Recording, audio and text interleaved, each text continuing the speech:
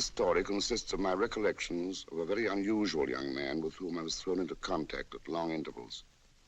In the summer of 1919, while passing through Chicago on my way to the Far East, a friend of mine, Elliot Templeton, whom I had known in London and Paris, invited me to dine with him and his sister, Mrs. Bradley.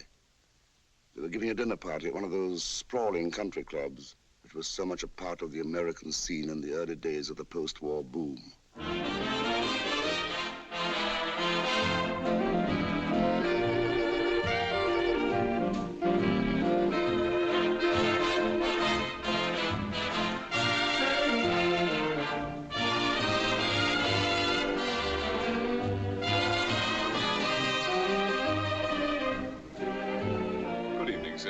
Good evening, Mr. Templeton's table. Yes, sir.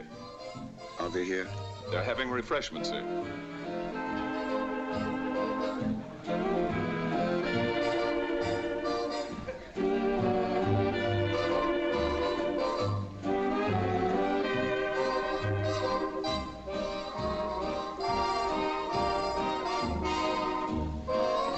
Here you are. With a dry martini, sir. Prohibition of all the bloody nonsense. Elliot. Yes, dear? Who is this man that you asked to dinner tonight? I had to get Sophie at the last minute or we would have been 13. He's an English author. He's quite all right. In fact, he's really quite famous. So pretend that you've heard of him, even if you haven't. That's too much. Get the other glasses. Elliot, you must be slipping if you frequent authors. Not at all, my dear. Authors go everywhere nowadays. Why, in London, I even met actors and actresses in society. Ah, here he is now. My dear fella, how very nice to see you. Hello, Elliot. Let me present you to my sister, Mrs. Bradley. Louisa. Louisa, dear. This is Mr. Somerset Maugham. How do you do, Mr. Maugham? It's an honor to have you with us. Thank you. It's very nice to be here. What on earth are you doing in this benighted city? I'm just passing through. But you, Elliot, I thought you never left Paris. Why should I? In point of fact, I came to see my sister, my niece, Isabel. I haven't been back since before the war. I hope you don't mind. A few young things are joining us for dinner, but we can leave early. Why should I mind? I like young things if they're good to look at. Incidentally, you'll meet the young man my niece has got herself engaged to. His name is Larry Darrell, and I might as well tell you at once that Elliot doesn't approve of him. I have nothing against him, but he hasn't any money. And my sister's not a rich woman by any means. She needs all she's got. I said only this morning... Is it necessary for you to tell Mr. Maugham all our private affairs? We can't all be millionaires, Elliot. He hasn't even got a job. He can get one, can't he? He doesn't want a job. Why not? Because he's bone idle. That would shock a man like you who's never earned a penny in his life. It may have escaped your notice, my dear fella, but I am not an ordinary man. Cocktail. Oh, yes. For the run of mankind, industry is essential, and I see no reason why this young man, whom my niece has got herself engaged to, should not conform to the customs of his country. Ah, here's my niece now.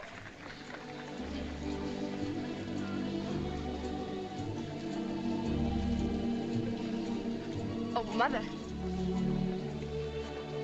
Hello, Isabel. Hello. Mr. Maugham, this is my daughter, Isabel. How do you do, How do you Mr. do? Maugham? Where's Larry? Late. Oh, poor sweet. I suppose he forgot to wind his watch last night, as usual. You wouldn't know about Larry. Say, Mother, you know you've mixed up the cards. Oh, I simply can't... Sophie, dear. Hello, Sophie. This is Sophie Nelson, Mr. Somerset Maugham. Sophie's a neighbor of ours in the country. How do you do? You look charming, Sophie. Yes, doesn't she? Excuse us? Come here. I want to have a look. Sophie, you look lovely. It's the dress. You sure you don't mind my wearing it? Of course not. If you'd like it, take it as a present. Oh, Isabel, that's awfully sweet of you. Oh, it'd be such a surprise for Bob to see me decently dressed for once. Oh, you know Bob's much too much in love with you to notice what you wear. He's no more crazy about me than I am about him. I don't think anyone ever loved anyone as I love him. Isn't it heavenly to be alive? Hi. Hello, Gray. Hello, Gray. May I break this up? Sure. Hello. You look lovely. Think so? Hello, Sophie. Hello. May I get you one, Miss Nelson, isn't it? Yes, Sophie Nelson. I'd love it. Only, no, I guess I better not. Why, what's wrong with cocktails? Oh, nothing. Only I promised Bob I wouldn't. Who's Bob? My boyfriend. He doesn't like me to drink. He thinks I'm too fond of him. Which is Bob. Oh, he isn't here. He's working. He's putting himself through law school. But he's going to drop in later and take me home.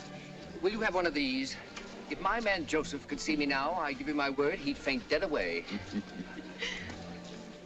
You're a great friend of Mr. Templeton's, aren't you? I wouldn't say that. Elliot has no friends, only acquaintances. He's an awful snob, isn't he? Oh. But he's kind and generous. People laugh at him behind his back, but they eat his food and drink his wine. Oh, Mr. Mom. Mr. Mom, you're next to Mother. And Sophie, you're next to Gray at the end of the table. That's us, Toots. Mr. Mom, Mr. Maturin. Isabel. Yes? Dinner, my dear fellow. Oh, yeah. And who's Mr. Maturin? Oh, Gray. He's our millionaire. His father's a big broker, and we're proud of him. He gives us class. But he's nice. I know several girls who'd stop at nothing short of murder to get him.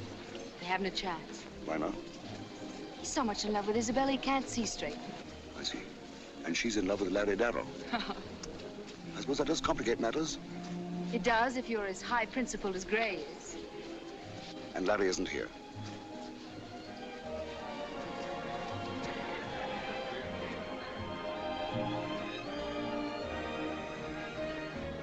Oh, yes, he's just coming in now, way over there. Look. Come on, dinner.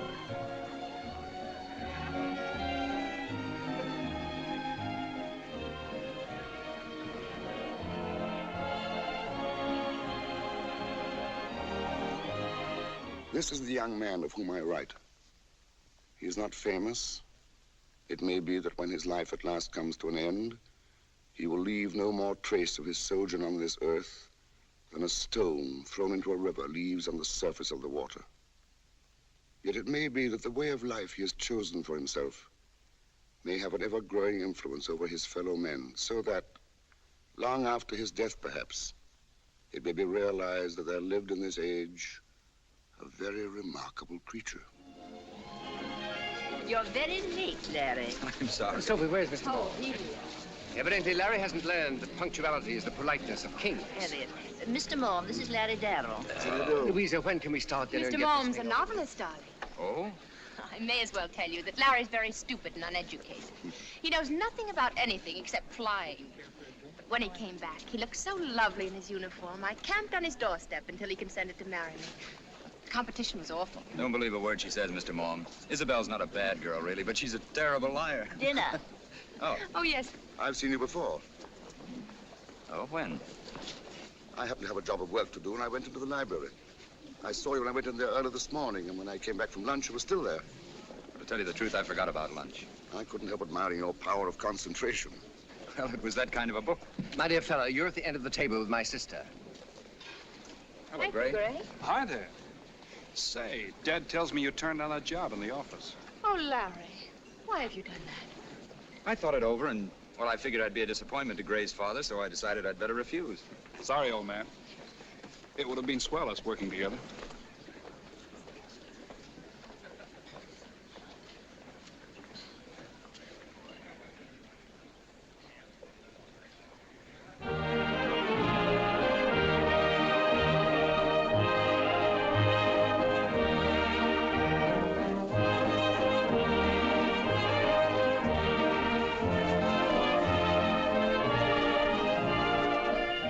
Hi, Brown Eyes. Looks as if Tall, Dark, and Legal is standing you up tonight. I'd like to catch him trying it. Your old friends? We grew up together. I used to play shortstop on his baseball team. We used to think we could lick any 10 kids our size. And could you? We tried. Oh, here comes my young man now. Oh, here you are. Hello.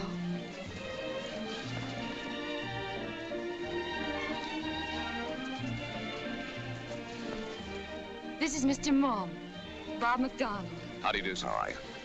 He's the one who seems to think he wants to marry me. I can't see why, but there it is. I just happen to be crazy about the girl. I wouldn't like him to know, but just between you and me, I rather like him myself. Let's dance.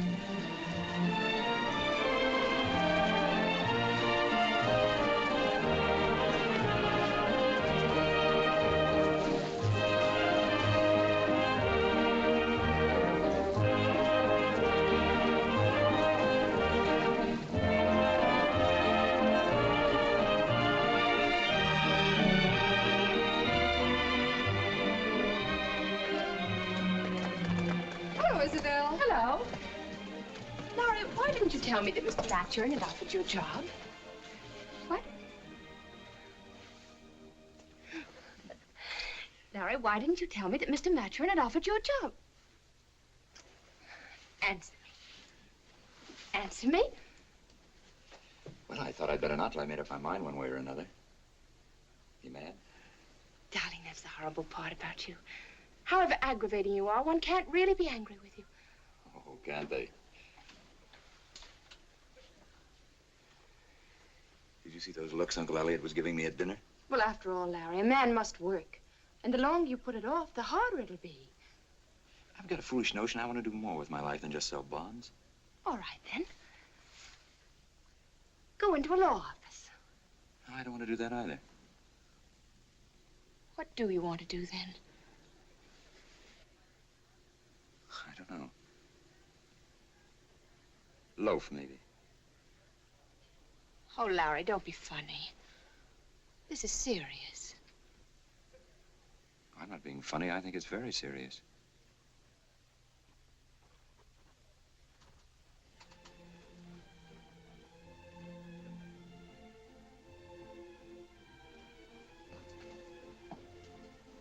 I wouldn't make you miserable for anything. But you are making me miserable. You see, I love you. Oh, and I love you, Isabel.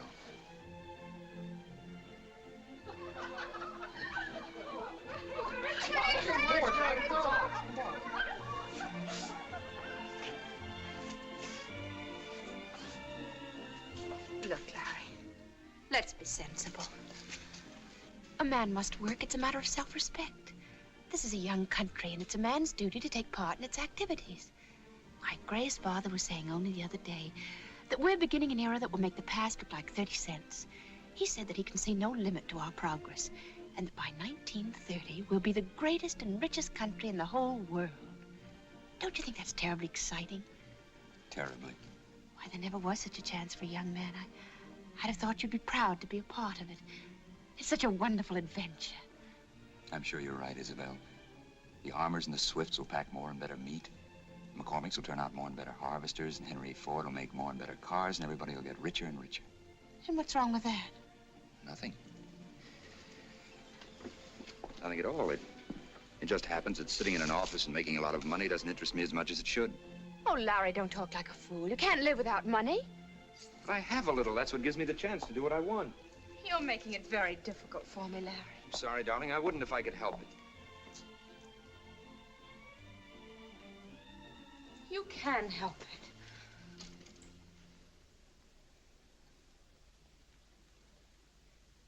Yes? The dead look so terribly dead when they're dead. What does that mean exactly? Just that. Are you terribly unhappy, darling? No, the only thing that makes me unhappy is making you unhappy. I don't think I'll ever find peace until I make up my mind about things. It's so difficult to put into words. The minute you try, you feel embarrassed. You say to yourself, who am I to bother my head about this, that, or the other? Wouldn't it be better just to follow the beaten path and let what's coming to you come? And then I think of a guy I knew. A minute before, he was full of life and fun, and then he was dead.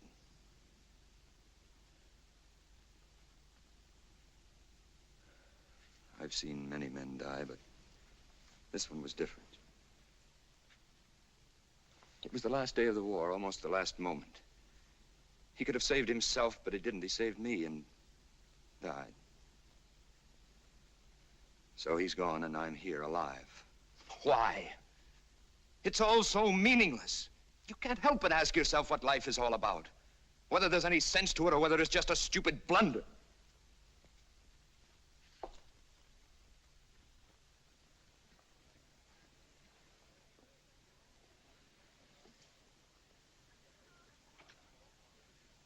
I hardly know what to say. It's so unexpected.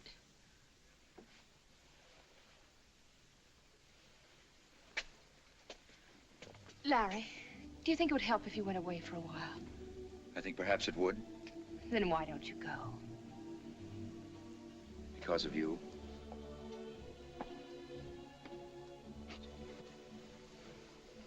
Larry, let's be frank with each other. There's no place in your life for me just now. Does that mean you don't want to be engaged to me anymore? Oh, no, foolish. It means that I'm prepared to wait. Might be a year, or even longer. That doesn't matter. Might be less. Where have you thought of going? Where? Well, I thought I'd start by going to Paris. I went there several times on leave. I don't know why, but I've got it into my head that there, everything that's muddled in my mind would grow clear. It's a funny place. It gives you the feeling that you can think out your thoughts to the very end. I think over there I may be able to see my way before me. And if you don't? I'll give it up as a bad job. Come back to Chicago and take the first work I can get. My darling. Oh, Larry. I love you. I love you so much.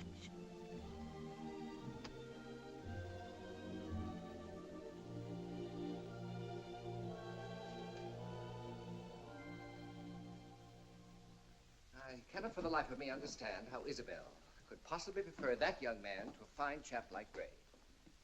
Oh, I grant you he's good looking and his clothes fit. But imagine an opportunity to go in with Gray and his father on the ground floor. Isabel. Home so early? Yes. What's the matter? Nothing.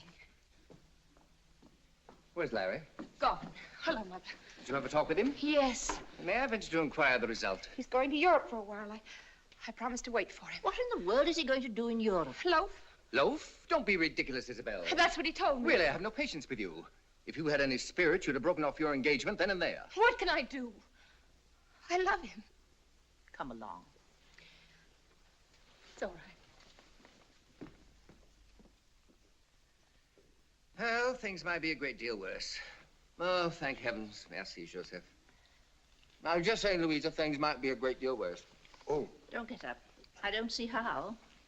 My poor Louisa, you have no imagination. When you're young, your emotions are violent, but they're not durable. It's a delusion that absence makes the heart grow fonder.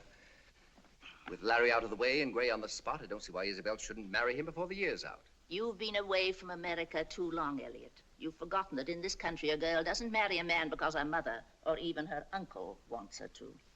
That's nothing to be proud of, Louisa. As a result of 30 years' experience, I may tell you that a marriage arranged with the proper regard for position and fortune has every advantage over a love match. In France, which, after all, is the only civilized country in the world, Isabel would marry Gray without thinking about it twice. Then, after a few months, if she was still in love with Larry... That will do, Elliot. I know what you're going to say, and the idea doesn't appeal to me. That's one of the things I've never understood about you, Louisa. Though you've lived half your life in diplomatic society and half the capitals of the world, you've remained hopelessly American. It isn't often that you pay me a compliment, dear. It wasn't meant to be one. I know. Well, I think I'll go to bed. Elliot, will you lock up? Yes, dear. Good night, Mr. Moore. Good night. You're very full of worldly wisdom this evening, Elliot. Have you ever known me not to be? I don't mind telling you I have a sneaking sympathy for the boy. He's young and he wants to sow his wild oats before he settles down to married life. Very natural and very proper. I'll keep my eye on him in Paris. Of course, he must cross on the Aquitania. I know the captain, and he'll see that Larry sits at his table and meets the right people. I'll look for an apartment for him in a really smart quarter. I'll do him proud. I'll give some parties for him. So many Americans, when they go to Paris, get in with the wrong people. And then they find it no end of a job to shake them off. I'll have my chauffeur, Marcel, drive him about in the roads. I detest the countryside. But alas, all Americans are born tourists, and no doubt he'll want to see the sights. It would be perfect if I could arrange for some older woman to take him under her wing. Princess Nove Malay, for instance. He is young and he has a good figure. I think she'd fall for him like a ton of bricks. In any event, the busier I keep him, the less time he'll have to think about Isabel.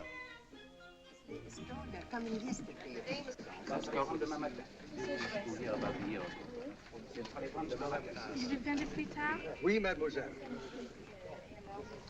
Anything for Lawrence Darrell? This wireless came day before yesterday.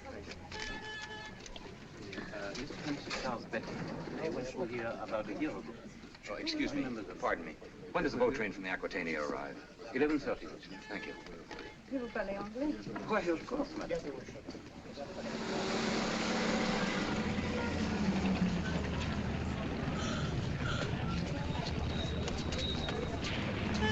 Larry!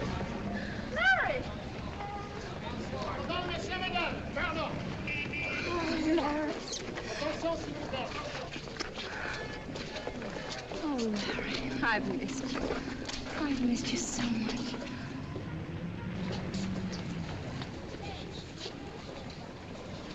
May I ask how he knew you were coming? Isabel cabled him from the ship. Are they still engaged? As far as I know. What about Grey Matron? Still faithful. I don't believe you played your cards very well, Louisa. I never had much card sense, Elliot. Mother, here he is. Oh, how good of you to come, Larry. So nice to see you, Mrs. Bradley. Hello, Mr. Templeton. How do you do?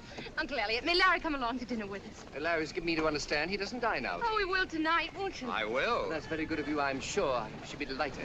We'll meet you at the house. Taxi? Taxi! Come along, darling. I've got a million things to tell you.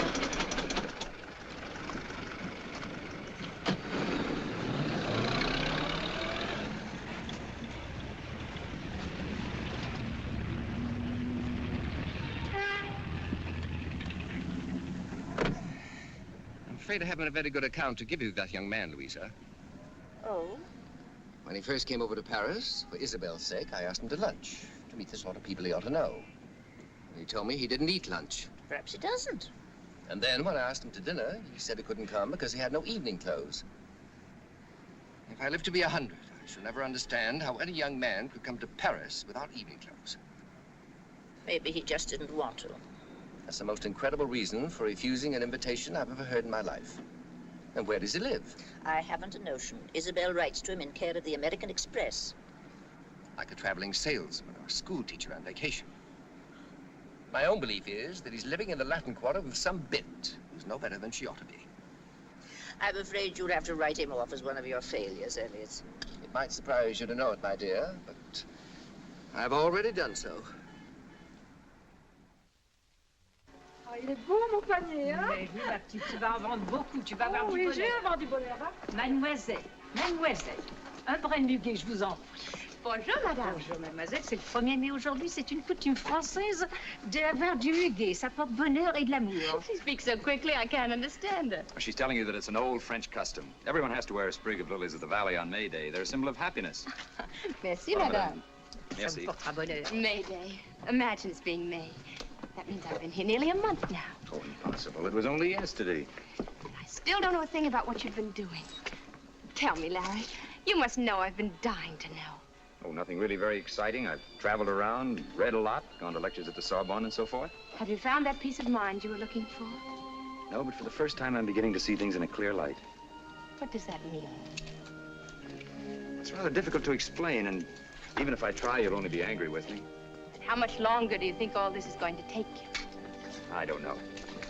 I don't know. It's hard to say.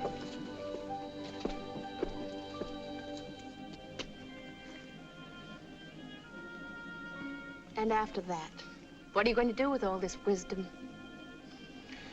If I ever acquire wisdom, I suppose I'll be wise enough to know what to do with it.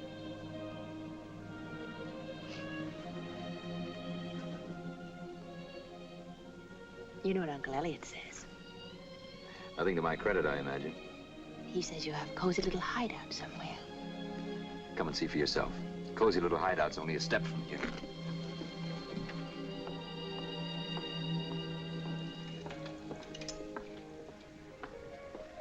Bonjour, Monsieur Tarrel.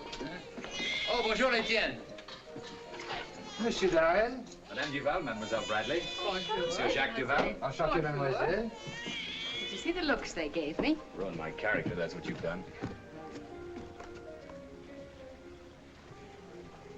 Ça va?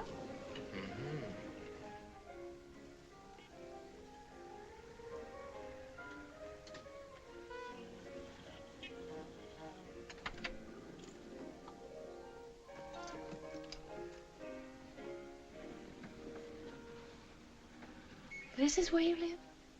You don't like it? No. Well, it's all right. It's convenient. How about a cup of coffee?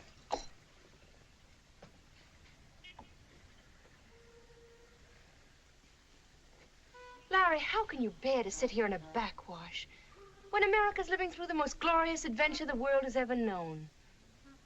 You've been away a year now, a whole year out of your life. You just can't go on loafing forever. Or can you? It's possible. And what about me? Am I of no importance to you at all? Well, you're of great importance to me, Isabel. I love you and I want you to marry me. When, in 10 years? No, now, as soon as possible. On what? I've got $3,000 a year. Oh, Larry. Well, lots of people live on a great deal less. But I don't want to live on $3,000 a year. I never have, and I don't see why I should.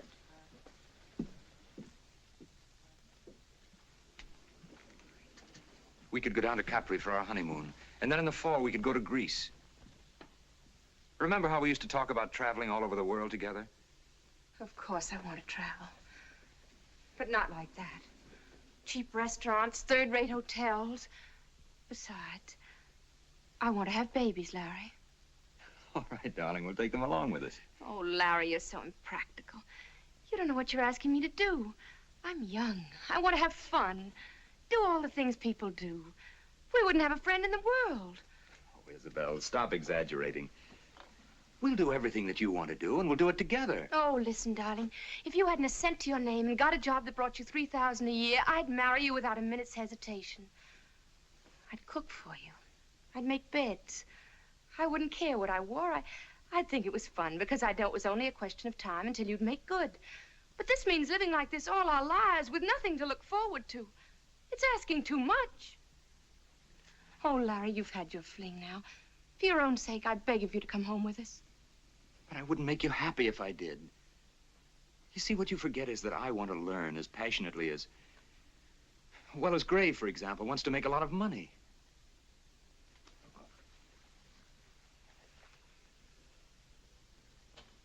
I came over here because I was restless and because my mind was muddled. I came looking for the answers to a lot of questions. Some of them I found. Others I may never find. But I can't stop now. Oh, I know it sounds vague and trivial compared with... Well, compared with everything that's happening at home today. And I know I'm being very difficult. But I can't stop now, Isabel. I just can't. But what would happen to America if everyone did as you're doing? But the answer to that is that everyone doesn't feel as I do. Fortunately for themselves, most people are just content to follow the normal course and take things as they are. Oh, I wish I could, too. But I know if I tried, I'd just make a mess of your life and of mine, too. But what's this all going to lead to? I don't know. It may be that when I'm through, I will have found something to give that people will be glad to take. It's just a chance. But even if I fail, I shan't be any worse off than a fellow who's gone into business and hasn't made a go of it.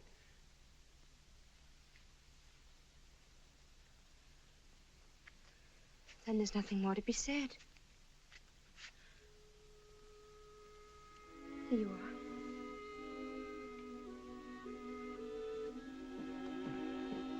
Isabel. Wear this on another finger, please. We're still friends. Of course. Shall we go?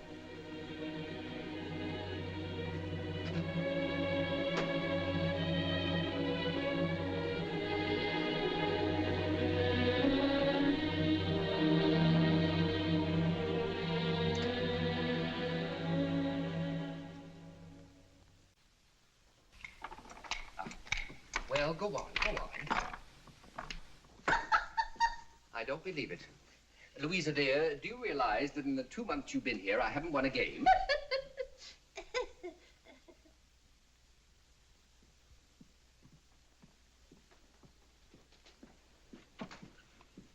Who's winning? I am. Good. Well, I must say Isabel's taking it very well. Has she told you exactly what happened? Only that she and Larry talked it over and came to the conclusion they'd made a mistake. Has she written to Gray? I wouldn't know. I'm not in the habit of opening her mail. If you ask me, she's very well out of it. Of course, there's no doubt there was a strong physical attraction, but that's all. Good night, Mother. Good night, darling. Don't be too late. Remember, we have to catch the boat train in the morning. Well, you're very dressed up. You seem to be going somewhere. Yes. Where? Oh, nowhere in particular. Larry and I are going out on the town. Larry? We thought we'd like to spend our last night together.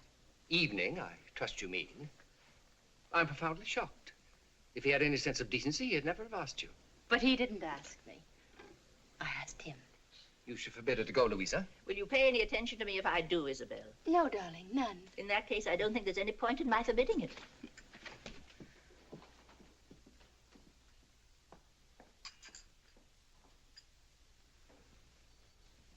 Pretty dress she had on. I hadn't realized it was cut quite so low.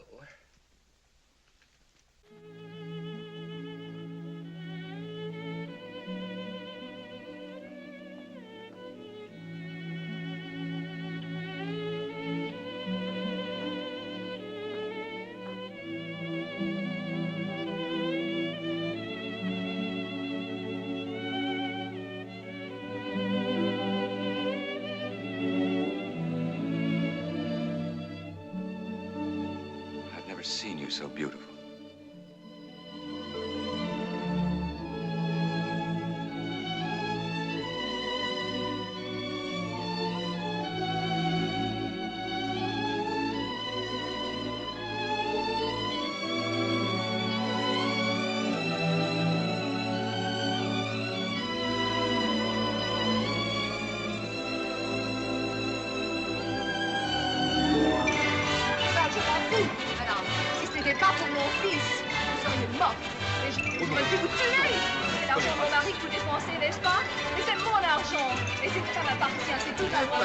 Falta que me España todo el tiempo.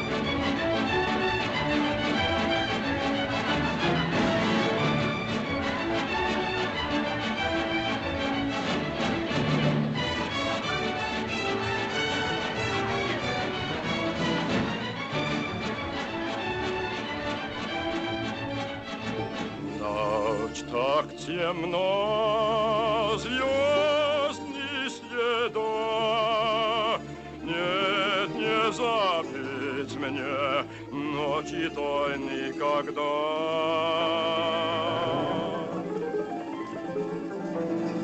И в эту ночь счастье нашли, а на заре моя любовь расстались мы. Ах, песнем поет Сильвия, как греться за тобой. Сами над горами я, и что сокол удалой.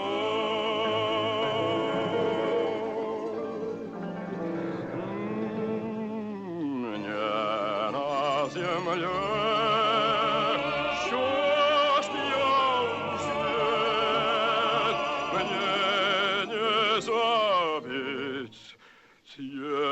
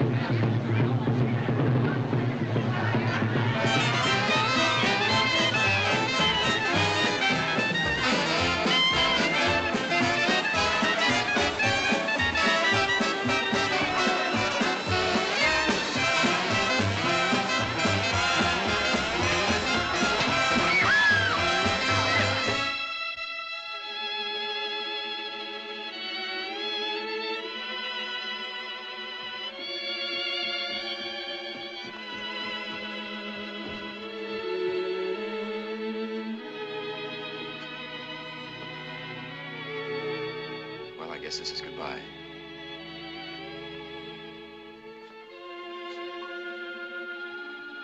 Will you come in and have one last drink?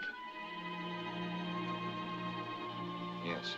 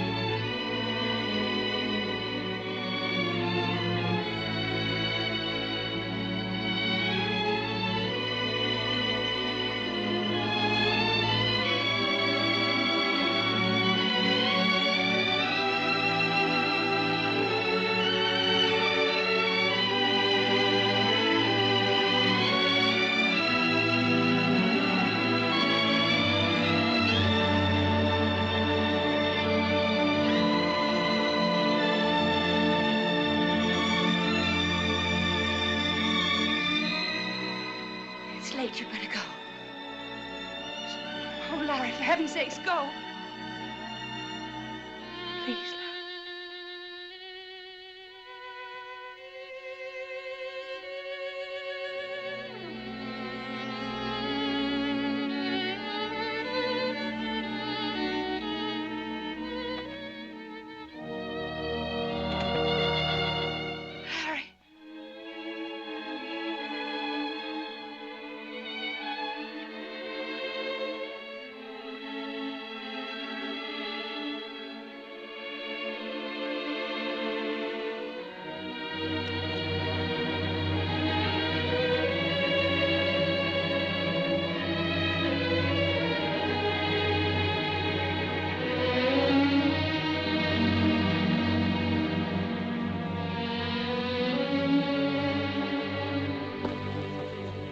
Uncle Elliot.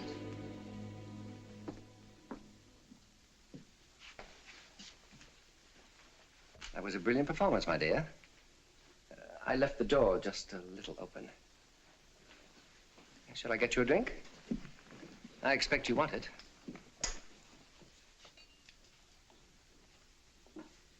You think you're very clever, don't you? I don't think it, I know it. Come, child, be reasonable. I guessed you were up to something. Even your poor mother noticed the pains you went to make yourself alluring tonight. You're hateful. But no fool, my angel. Am I right in surmising that you thought if you could get him to come back here, it was almost inevitable that the inevitable should happen?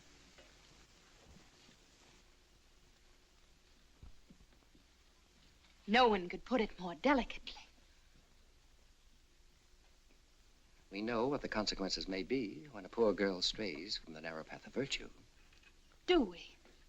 My guess is that if your unscrupulous plan had come off, it wouldn't have been long after your return to Chicago before the wretched Larry got a letter from you, telling him to come back at once and make an honest woman of you. You can be wonderfully disagreeable when you like, Uncle Elliot. I know. It's one of my most cherished gifts. Why didn't you go through with it? When I looked into his eyes and saw he hadn't the slightest idea I'd set a trap for him, I couldn't bring myself to play such a dirty trick. I couldn't help myself. I suppose it was my better nature. Nonsense. It was your sound Middle Western horse sense. You'd have been mad to have married him. I wonder. Believe me, when you've put the Atlantic between you and that young man, you won't care 2 straws for him. Trust your Uncle Elliot. He's a very wise old party.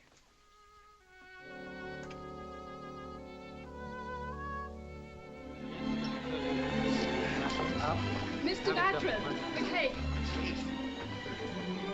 John's find is all the superstore. Here's a knife, Miss Isabel. I mean, Mrs. Maturin.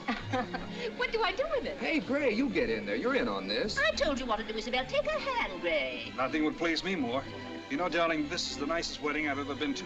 We should have thought of this sooner. Oh, Uncle Elliot, how do brides cut their cakes in France? With a knife, dear. Now, make a wish, Gray. I don't have to. I've got my wish.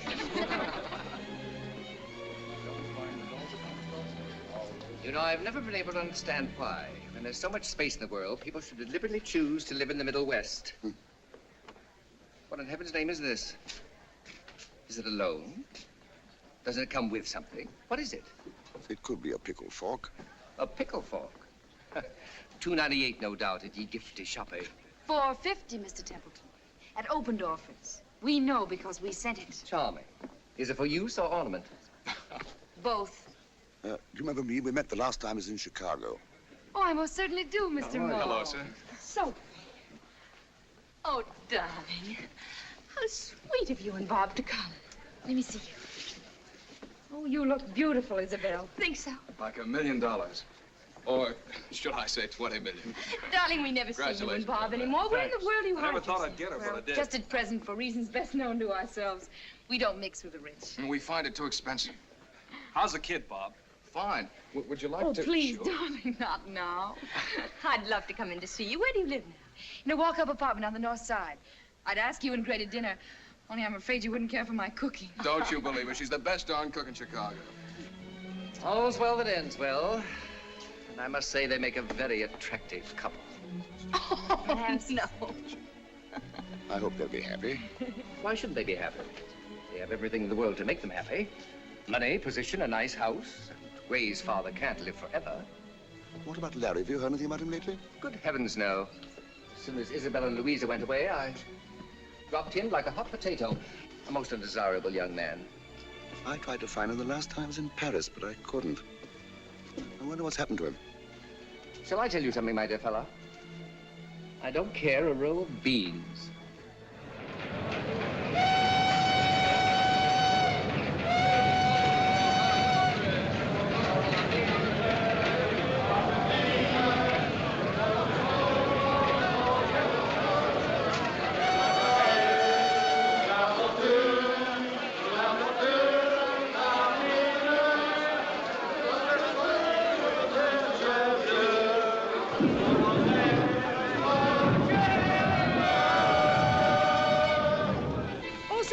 S'il pleut, je travaille toujours, je ne sors jamais. Mais j'aime ça. 6,50 pour vous et vous aussi. 2 canettes de bière.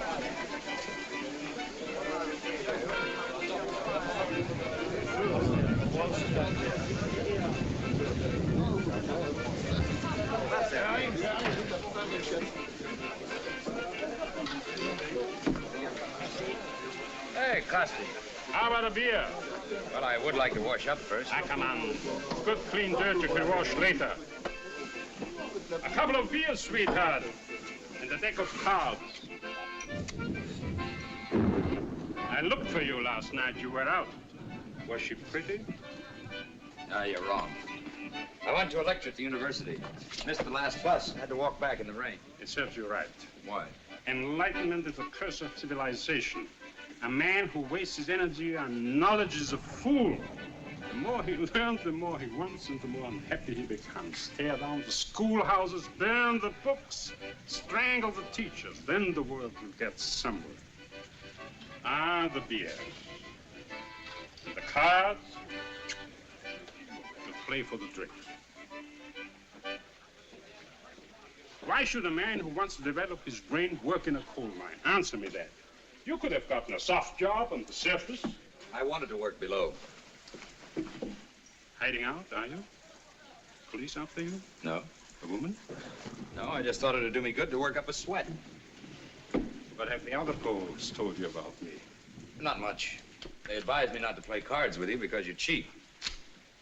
Do you think it's true? Yes. I know it is. Then why do you play with me? For the fun of it. Ha! I've been watching you for days, and I can't see how it's done. You never will, my boy. But I shouldn't have thought it worth your while just for the price of a few drinks. I like to keep my hand in. What are you going to do when you get enough of this? Go back to America? I will, I suppose, one of these days. And do what? Sell bonds. You're a rum one, Larry. But what about the answers to all those profound questions you have been asking yourself? Don't you know people have been asking the same questions for thousands of years? Yes, but doesn't the fact that people have been asking those same questions for thousands of years only go to prove that they can't help asking them? Very good. Very good. You're not altogether stupid. As a matter of fact, you sound like a very religious man who doesn't believe in God. I'm not sure that I believe in anything. Have you ever thought of going to the East? No. India, for instance? I went there. I met a strange man. A man I never thought to meet in this world. A saint. People go from all parts of India to see him, tell him their troubles, ask his advice, and listen to his teaching. And they go away strengthened in soul and at peace. But it's not his teaching that's so remarkable. It's the man himself. Did he help you? No. But that wasn't his fault. It was mine. How did you ever come to go to India? To escape my pursuer. He followed me there. I've wallowed in the gutters of half the seaports of Europe to put him off my track. He was waiting for me. I know, however far I flee, one day he will come up with me and I shall feel the terrible hand on my shoulder. But wouldn't it be better to face the issue and take your punishment? But you don't know what the punishment is. It's not prison or the hangman's rope. I could face that. It's mercy, forgiveness, love. Didn't anybody ever tell you that I'm a unfrocked priest?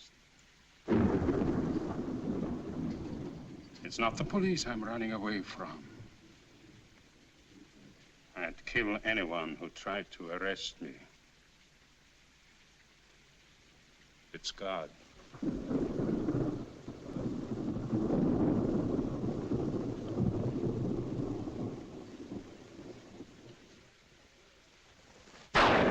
Get out, you fool. I'm going to get drunk.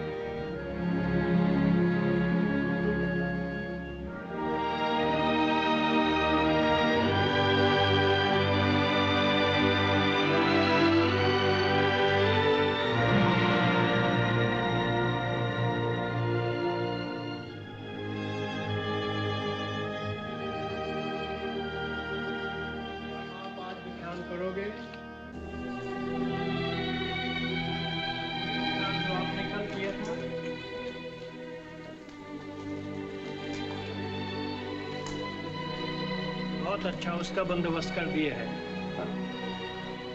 Sorry we were interrupted. They're pilgrims. They come from many places, some from quite far distances. What has brought you here, my son? I've come to learn. Ever since the war, I've been searching for something. Something that I've not been able to put into words.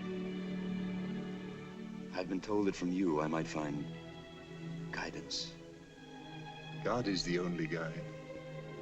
But perhaps if we talk, he may show me a way to help you. To my friends, I'm a loafer afraid of responsibilities. I can't even make those I love understand what I'm after. The very fact that you've taken the time to come this great distance in search of knowledge proves that you're not afraid of responsibilities.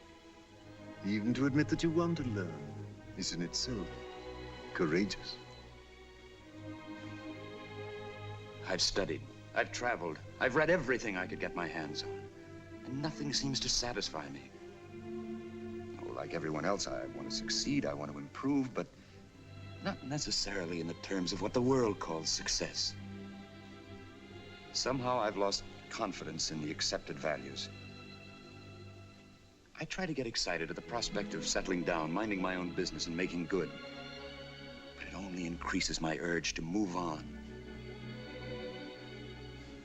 I know that if I do find what I'm looking for, it will be something that I can share with others.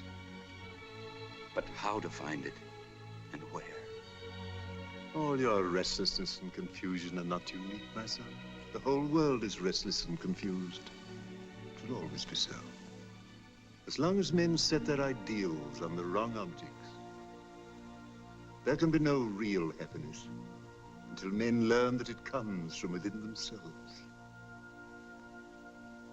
I know. It is written that the wise man lives from within himself, which is from God, from within his own heart. This is the way of calmness, forbearance, compassion, selflessness, and everlasting peace. That's not easy. No. The road to salvation is difficult to pass over, as difficult as the sharp edge of a razor. But there's much we know, and all religions teach it. There is in every one of us a spark of the infinite goodness which created us. And when we leave this earth, we are reunited with it, as a raindrop falling from heaven is at last reunited with the sea which gave it birth.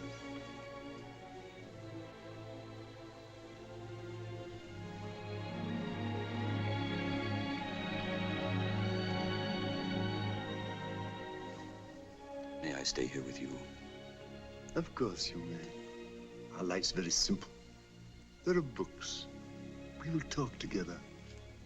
You can even work in the fields if you wish. We Indians believe there are 3 roads that lead to God. One is the path of faith and worship. One is the path of good works performed for the love of God. And then there is a 3rd path, which leads through knowledge to wisdom. You have chosen the way of knowledge. But you'll find in the end, my son, that the 3 paths are but one path.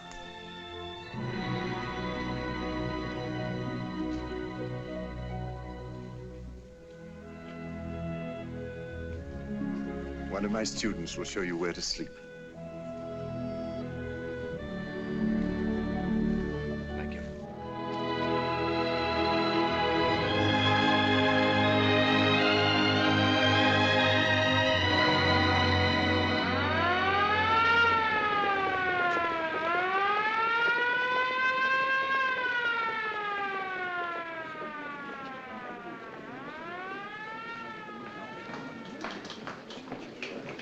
Excuse me, please. Yes, sir. Operator, Michigan 7182. Want to get Mr. Gray Maturin. Is Dr. Thompson there? Yes, he is. We'll hold the hypo for now. She's doing all right. He'll want it, Doctor. I'm Gray Maturin, Doctor. They sent for me. How is she? She's conscious now. She asked about her husband. Will you tell her? Tell her? Doesn't she know? No, she should be told before a possible shock reaction. You're an old friend.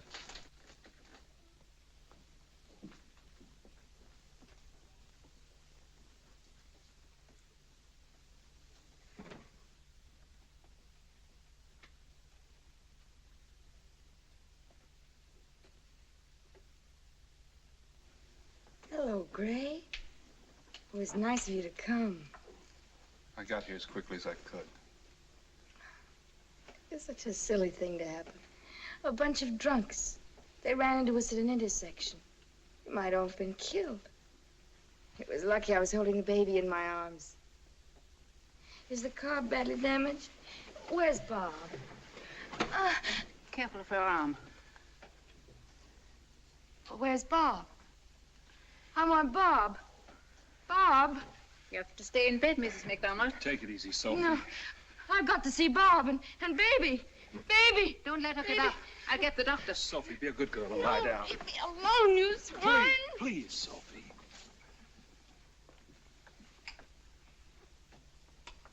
Is Bob dead, Gray? Is he dead? You can tell me, Gray. Yes.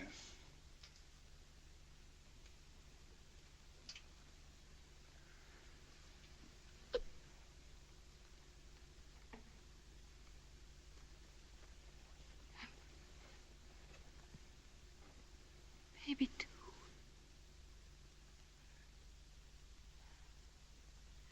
Linda. Linda! Baby.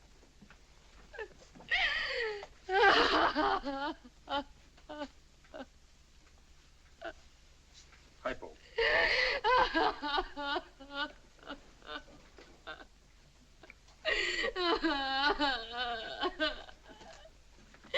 Linda, wake up, baby. Wake up, baby. Wake up.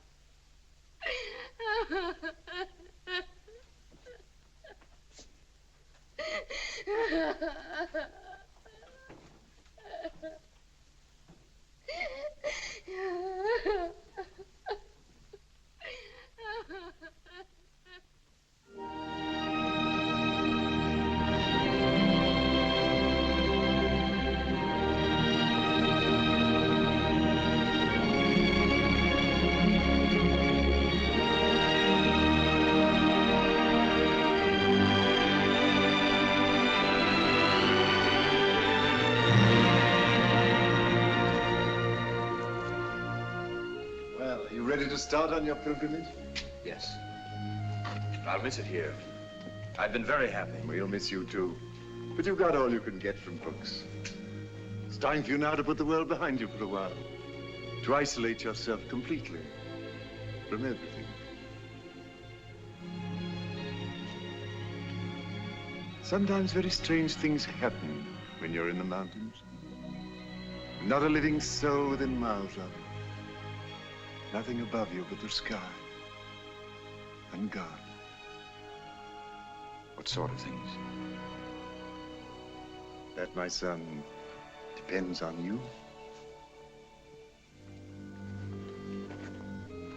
You'll find a little shelter up there at the very top. Go in, make yourself at home. After you've been there some time, perhaps I shall pay you a visit.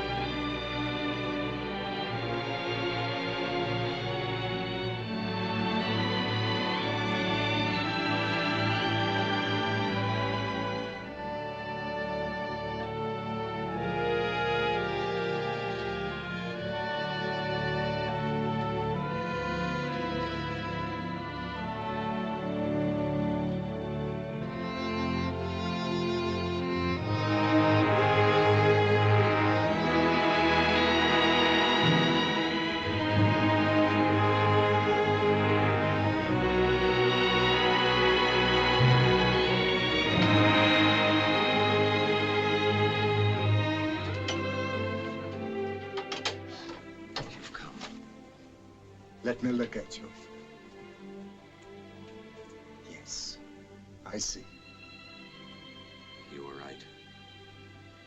Something very strange did happen to me. I know. Tell me.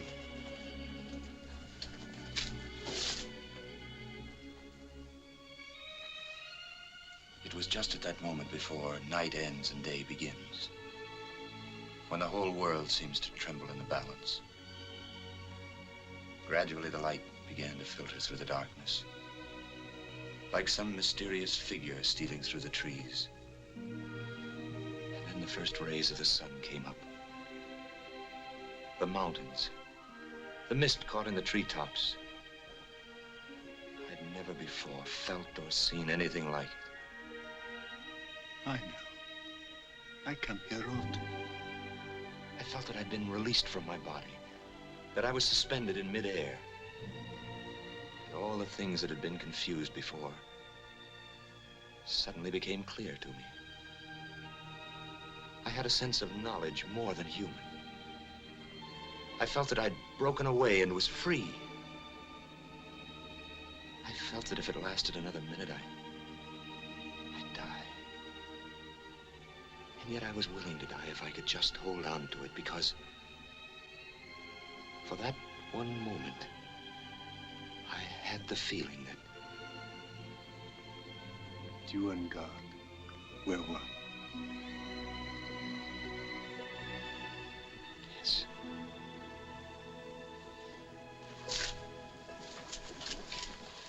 I'm sure I could stay here forever and never tire of it.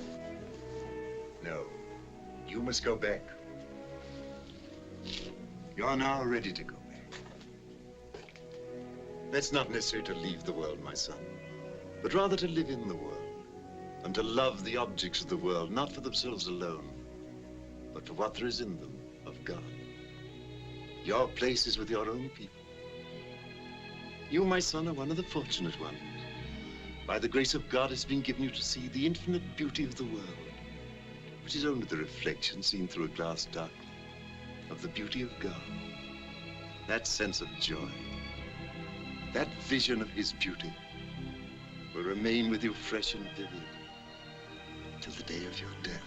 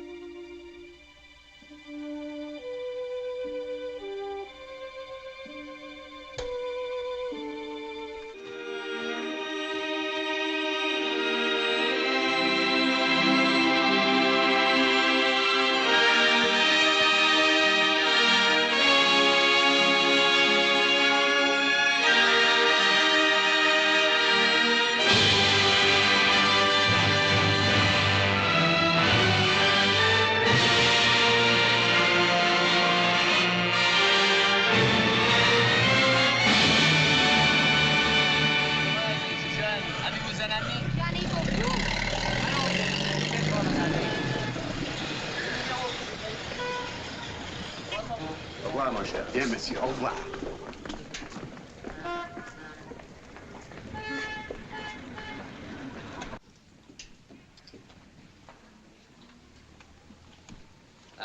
Monsieur Duquette. Oui, monsieur. Venez, venez. This crest is not in the proper place at all. The crest belongs up here, up here. I'm not running in the Olympic Games, you know. It'll all have to be done over immediately. Now, about this robe. It's really dreadful, dreadful.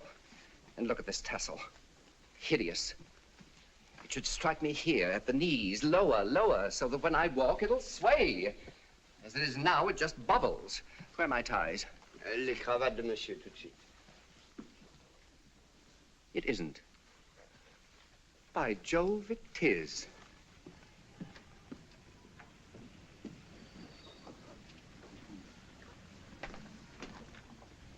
Oh.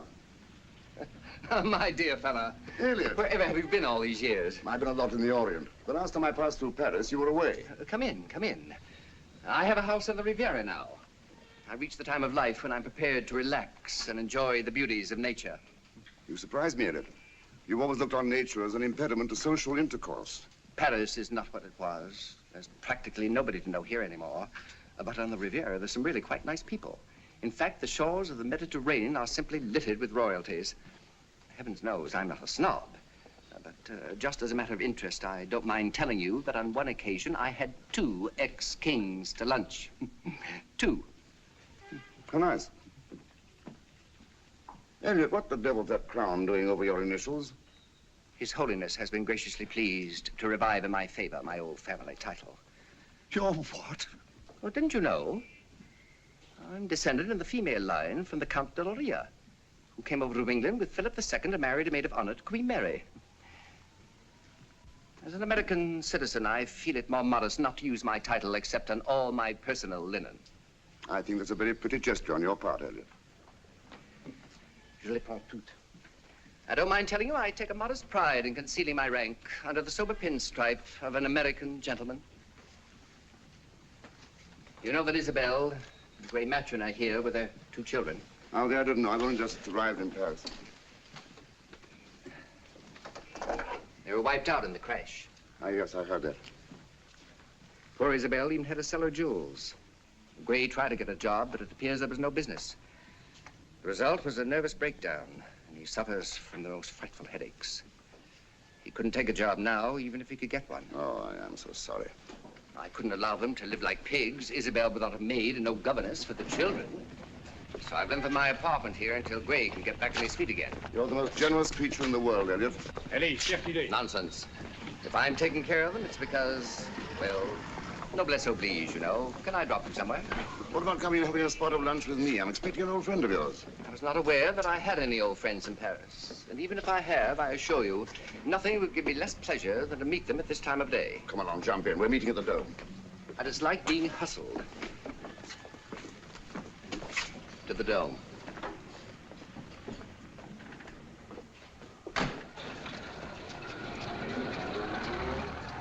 And what about you? Were you hurt in the crash? God tempers the wind to the shore and land.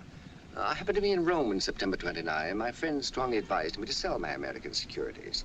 I very sensibly took their advice. So when the crash came, you were sitting pretty. An Americanism, my dear fellow, which I see no occasion for you to use, but it expresses my situation with a good deal of accuracy. In fact, I was inspired to sell short and made what you would probably call a killing. You're a downy old bird, Elliot. I have a flair.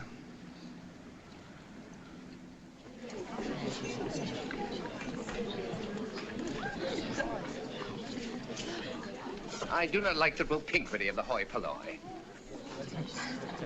Oh, hello. Larry, I thought you were dead. Oh, sorry to disappoint you. I'm delighted to see you, Larry. Where have you sprung from? India. India. Have you been tired? Oui, monsieur. Paris. If you gentlemen will excuse me, I will now leave you. I find I have an engagement. Goodbye, my dear fellow. Goodbye. Goodbye. Goodbye.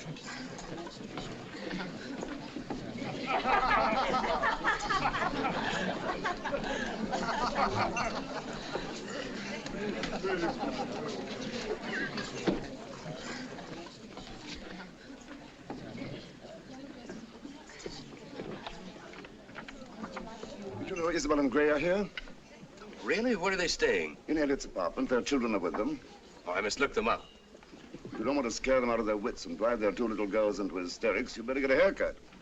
Well, that'd be a good idea anyway. They've had rather a bad time. The matchmaking company was wiped out in the crash. Gray had a nervous breakdown. Poor Gray. Oh, I am sorry to hear that. What did you do in India? I learned something about myself. I was very happy there.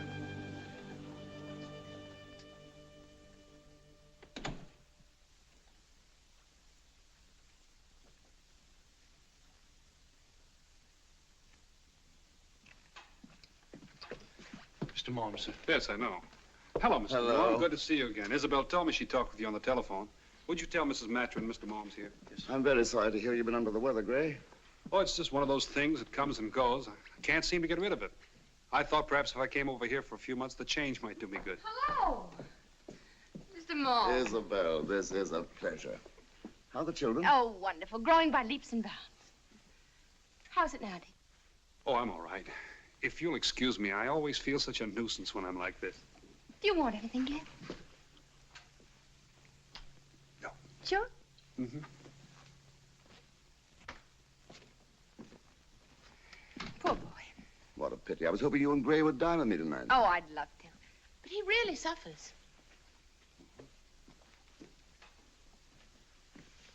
You look very well, Mr. Mom. I am very well. Larry hasn't arrived yet. Larry?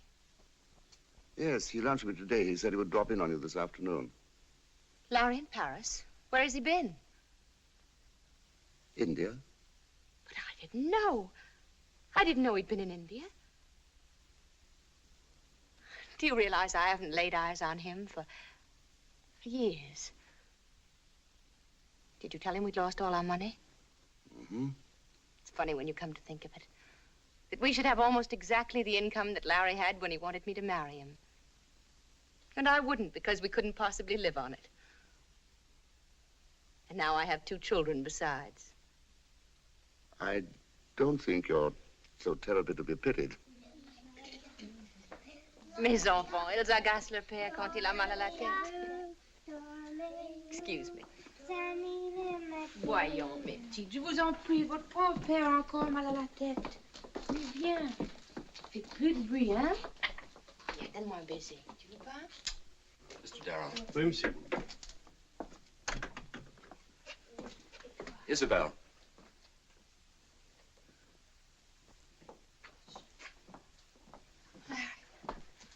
Hello, Isabel. Larry. Oh, Larry, I can't believe it. Where did they go? Who?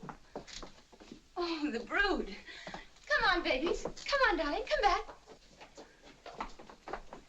Oh, come here. What's your name? Joan. Joan. And how old are you? 7. 7. This is Priscilla. 7. It has been a long time. Yes, a long time. It's a lovely brood. Where's Gray? In the library. Run along, darling.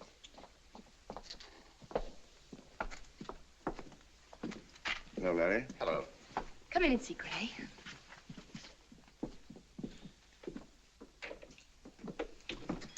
Gray, look who's here. Hello, Gray. Don't get up. Larry, I am glad to see you. Sorry you caught me like this. Blinding headache.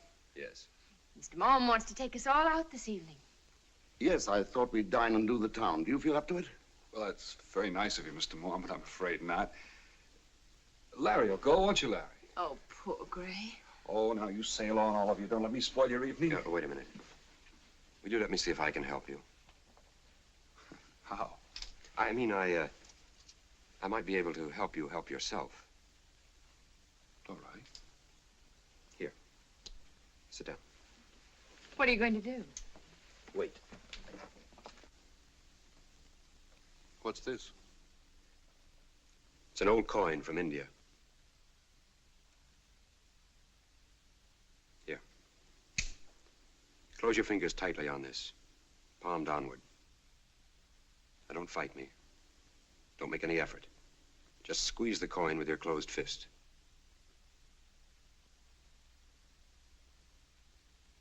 Before I count 10, your hand will open and the coin will drop out of it. 1, 2, 3, 4, 5, 6, 7, 8, 9.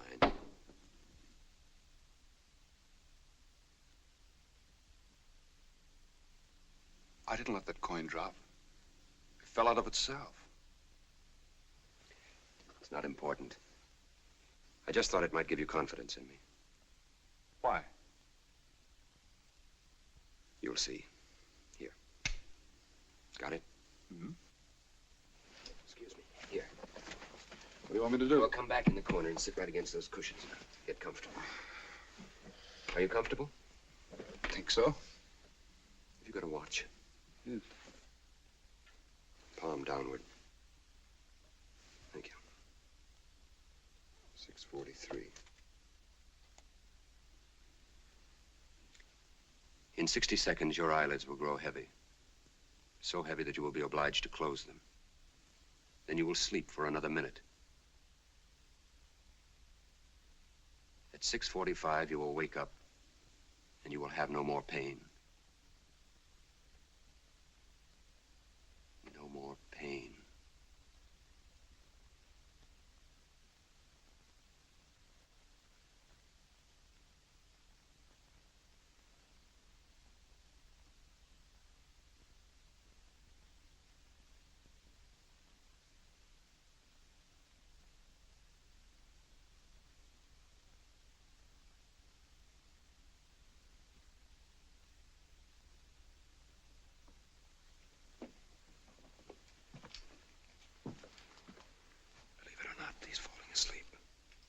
That in India. There's nothing miraculous about it.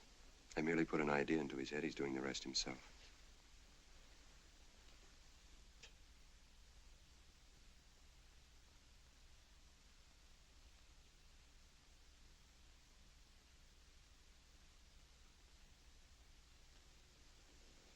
I did doze off. Is your head better? I don't know. Could be.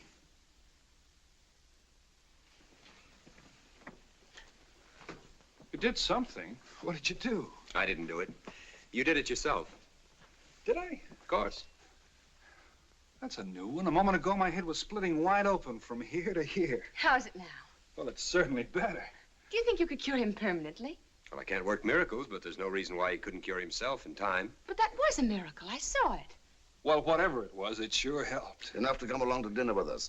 Sure, I'd like to come to dinner. I haven't eaten a thing all day. You're coming, Larry. I'd love to.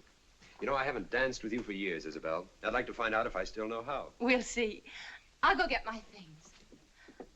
Oh, would you like a drink, Mr. Mom, Larry? Everything's here.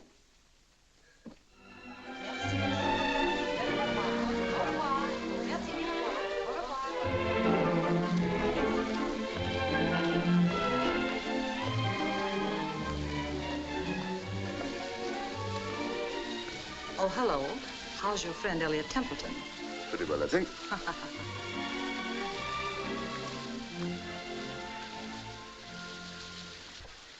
Who was that? The Princess Nova Mali. Oh? Edna.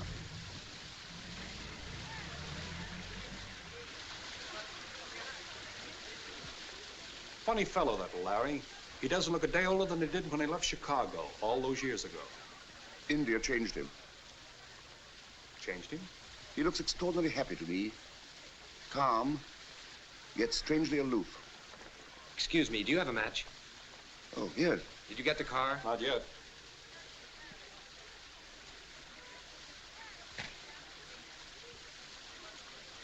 Thanks. Does he dance as well as ever? I didn't notice. You're not going to be so silly as to fall in love with him again, are you? I've never stopped loving him. I've never loved anyone else in my life. Marriage is a pretty difficult job, even when one's in love. I shouldn't have thought it much fun when one is not. One can get on all right without that. Gray is such a good fellow. Be a pity to hurt him. I'll never do anything to hurt him. I'm too fond of him for that. But it's your business, not mine. Well, too, now, how about Les Ambassadeurs? Oh, no, I'm sick of all these smart places. Well? How about the Rue de Lac? I've never been there. At least it will be different. The Rue de Lac in those clothes? Oh, nonsense. I can keep my jacket on. Oh, please, it'll be fun. Okay. Don't blame us if you don't like it. You better pull down the blinds if you don't want a bottle through the window in that district. Vous connaissez la Rue de Lac? Oui, monsieur.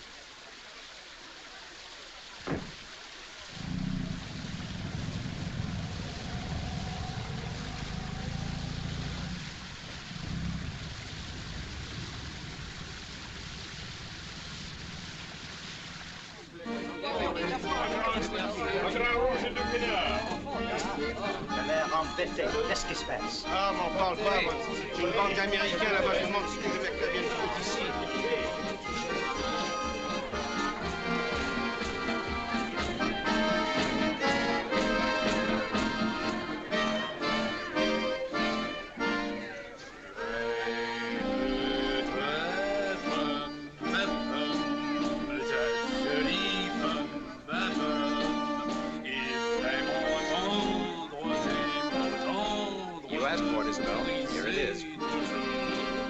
not scared. I like it.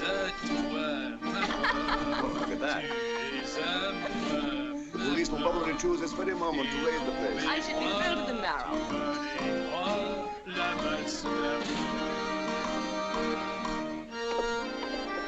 Hey, on a les Américains ici.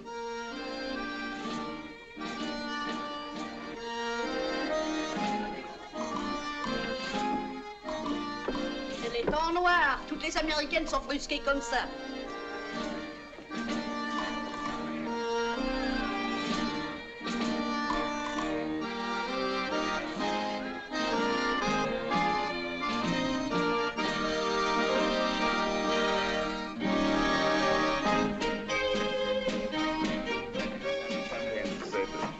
Any champagne in Paris is all right, isn't it? Well, I don't... Well, well, look who's here. Sophie. Who should think it was? Sit down, all of you. Hello, Greg. Sit down. I'll get you a chair, Sophie. Vincent, Voilà. une chaise. Prends-la toi-même, feignasse. Fancy meeting you all like this.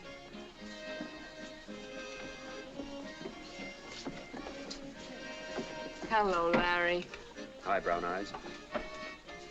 How are you? Thirsty. Come on, let's all have a drink. Patron! Venez ces messieurs dames, Sophie. Do I know them? They're my childhood friends. Donnez-nous une bouteille de champagne. T'es encore saoul, hein, ma pauvre Sophie. That girl who says I'm drunk. I know you. You came to Chicago. Bit of a stuffed shirt, aren't you? Maybe.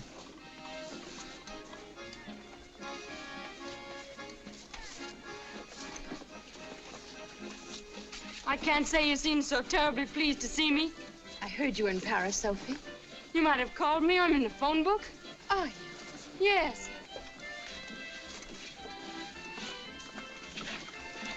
Having a good time over here, Sophie? Fine. You went bust, didn't you, Greg? Tough on you. I guess it must be pretty grim in Chicago right now. Lucky for me, I got out when I did.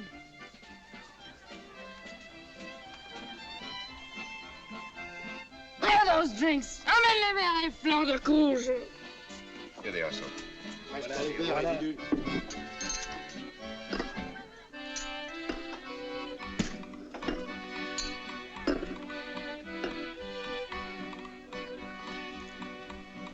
Yours, Sophie.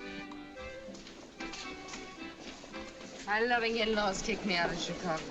Said I was gumming up their reputation. Et alors, Sophie, tu viens, on va en danser une? Oh, la paix, tu vois donc pas que je suis avec des amis? Tes copains, je m'en fous, moi. Allez, viens, on danse.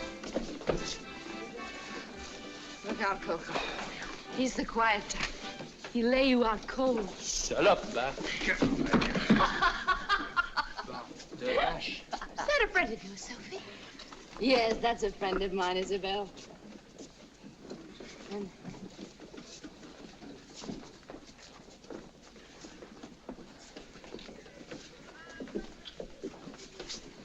you living in Paris now, Larry? Yes, I am, Sophie. You remember the summer before the war? Sure. We saw a lot of each other then. When? You and your mother being social. We used to read poetry together. Remember, Larry? You used to write some poetry yourself in those days. Pretty good, too, wasn't it? Not bad. For a kid. It was good.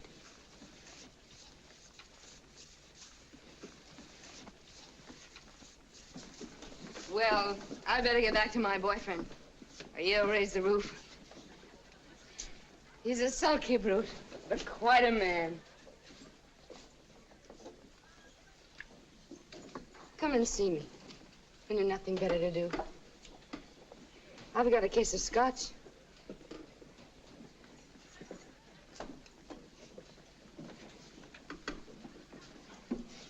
So long, folks. Come again. I'm here every night.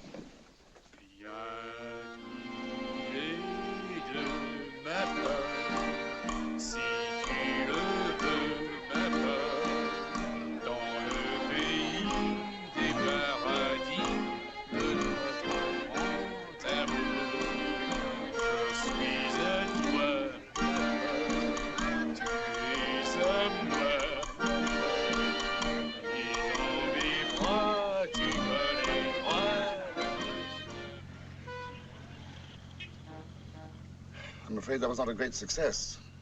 Some shock to see Sophie. Boy, was she tight. If not worse. That's funny. I got the same impression. Do you remember her at all? Very well. I liked her. I remember her husband. You never saw two people so crazy about each other. They got to be a regular joke around Chicago. But what happened? Didn't you know?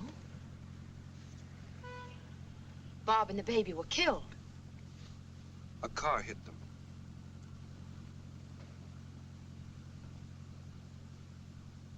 So that's what it is. She nearly went crazy. We did all we could to help her, but it was no good. If you asked her to dinner, she'd come in plastered and pass out before the evening was over. Last, we simply had to drop her. She became impossible. Of course, it was a shock, and I was terribly sorry for her. But a normal person recovers. If she went to pieces, it was because she was always unbalanced. Even her love for Bob was exaggerated. Aren't I right, Larry? No, I don't agree with you, Isabel. She was as normal as any person I've ever known. Well, remember, I knew her better than you did. Was she in love with you? Good heavens, no. She was only a kid. Just a skinny little girl with a bow in her hair. I remember her crying once when I was reading an ode of Keats. Because it was so beautiful. Girls of that age are very emotional. Oh, there was a lot to her in those days. She had what Keats probably would have called a sort of lovely purity.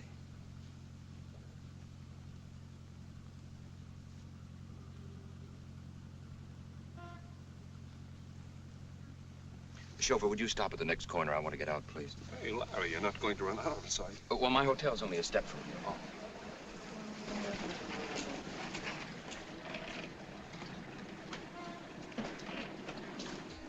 Good night. Larry, will we see you? Of course. We're going to Vitel on Thursday with Uncle Elliot. He wants to take the cure.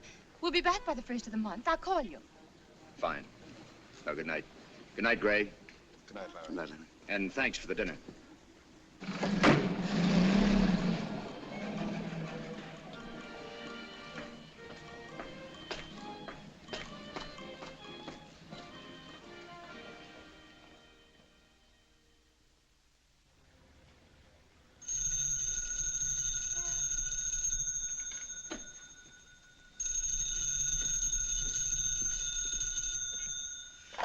Alors. Oh, excusez-moi, mademoiselle, je ne savais pas que c'était vous. Non, monsieur Darrel n'est pas encore rentré. Non. Un message pour lui. Oh, attendez, mademoiselle. Il arrive maintenant. Attendez. Monsieur Darrel. Téléphone. Oh, merci. Hello? Larry. At last. I've been trying to reach you for hours. Aren't you ever in? Hardly ever. When did you get back? This morning. Uncle Elliot insisted on being here in time for Elsa's soiree tonight. Poor dear, he's not at all well. But he will go to all these parties. How's Gray getting along? Oh, Larry, you've simply done wonders for him. He started to play golf again. He blames it all on you. And what have you been doing? Oh, one thing and another. I've seen a lot of Sophie. Really? Why? Well, after all, she's an old friend. If you want my opinion, I think you're wasting your time. She stopped drinking. Oh, Larry, you're the most gullible person I've ever known. She'll never stop drinking. Sophie wallows in the gutter because she likes it. A blind person could see that. Well, just the same, I do wish you'd be nice to her, Isabel. We're going to be married. What? Married? Yes, that's right. It's all settled. You're not serious. You can't be. But I am. Aren't you going to congratulate me? I am not. I think you're...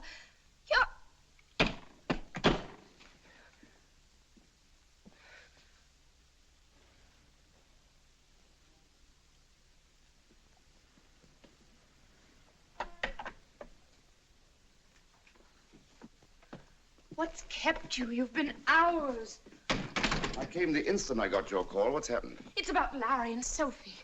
The idiot. The stupid, blind idiot. He must be mad. If you'd calm down for a moment, I might be able to make head or tail of what you're trying to say. He's going to marry her. Oh. How do you know? How should I know? He just called me on the phone. Oh, I'm frantic. So I see. He even had the effrontery to ask me to be nice to her. Well, it's his own affair, isn't it? She's an awful woman. She's bad, bad, bad. She soused from morning till night. That doesn't necessarily mean she's bad. Quite a number of respectable citizens get drunk and do silly things. They're bad habits like biting one's nails, but I don't know if they're worse than that. I call a person bad who lies and cheats and is unkind. If you're going to take her part, I'll kill you. I'd prefer it if you gave me a cup of tea. Oh, help yourself. He's seen a lot of her since we were at that dive that night. He says she's quit drinking. The fool thinks he's cured her. Have you forgotten what you did for Gray? That had nothing to do with it. Thanks. Gray wanted to be cured. She doesn't. How do you know? Because I know women. Do you think she'll stick to Larry? Of course not. Sooner or later, she'll break out. It's in her blood. It's a brute she wants. That's what excites her. And it's a brute she'll go after. She'll lead Larry to hell. It's very probable, but I don't see what you can do about it. I can do nothing about it. But you can. I? Larry likes you, and he listens to what you say. You know the world. Go to him and tell him he can't make such a fool of himself. Tell him it'll ruin him. He'd only tell me it's none of my business, and he'd be quite right. It may not turn out so badly as you think. Oh, you make me tired. She's rotten to the core. Do you think I've sacrificed myself only to let Larry fall into the hands of a woman like that? How did you sacrifice yourself? I gave up Larry for one reason only. Because I didn't want to stand in his way. Oh, come off it, Isabel. You gave him up for a square-cut diamond and a sable coat. Oh!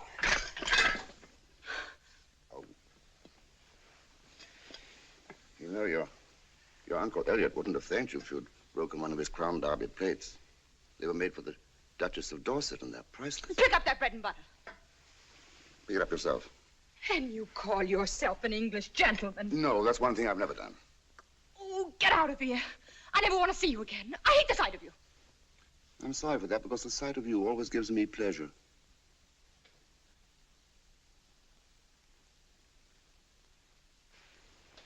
Have you ever been told that your nose is exactly like that of the Psyche in the Museum of Naples? And that's the loveliest representation of virginal beauty that ever existed. You've got exquisite legs, so long and shapely. I can't cease to be surprised at them because they were thick and lumpy when I first saw you. I can't imagine how you've managed it. An iron will. But of course, your most fascinating feature are your hands. They're so slim and elegant. I was under the impression you thought them too big. Not for your height and build. I'm always amazed at the infinite grace with which you use them. Huh? Whether by nature or by art, you never make a gesture without imparting beauty to it. They're like flowers sometimes, and sometimes like birds on the wing. There are moments when I don't positively dislike you. In fact, sometimes I think you're rather sweet. I will not have my face smeared with lipstick. If you want to kiss me on the lips, which is what a merciful providence provided them for. Thank you. Now, what's it you want? Advice. There's only one thing you can do. Make the best of a bad job. Larry's in the grip of the most powerful emotion that can beset the breast of man. Self-sacrifice. He's got to save the soul of the wretched woman whom he had known as an innocent child. And there's nothing you or I or anyone can do to prevent it. But he's going to be so unhappy. Do you love him very much? It is a nuisance, isn't it? But I can't help it. And you don't want to lose him altogether. Then make friends with Sophie. Be as nice to her as you can. Ask her to lunch. Would be rather awkward for me after what I've just said to Larry. Will you behave if I do? Like an angel of light. I'll fix it up. 1 o'clock tomorrow at the Ritz. What are you thinking? I don't quite like the look of you. I'm sorry. I thought that was the one thing about me you did like. You haven't got some scheme you've been hatching up? Oh, I promise you I haven't. As a matter of fact, I'm terribly curious to see what she looks like. Now that Larry's reformed her. Mais c'est la coiffure, le maquillage, les roses.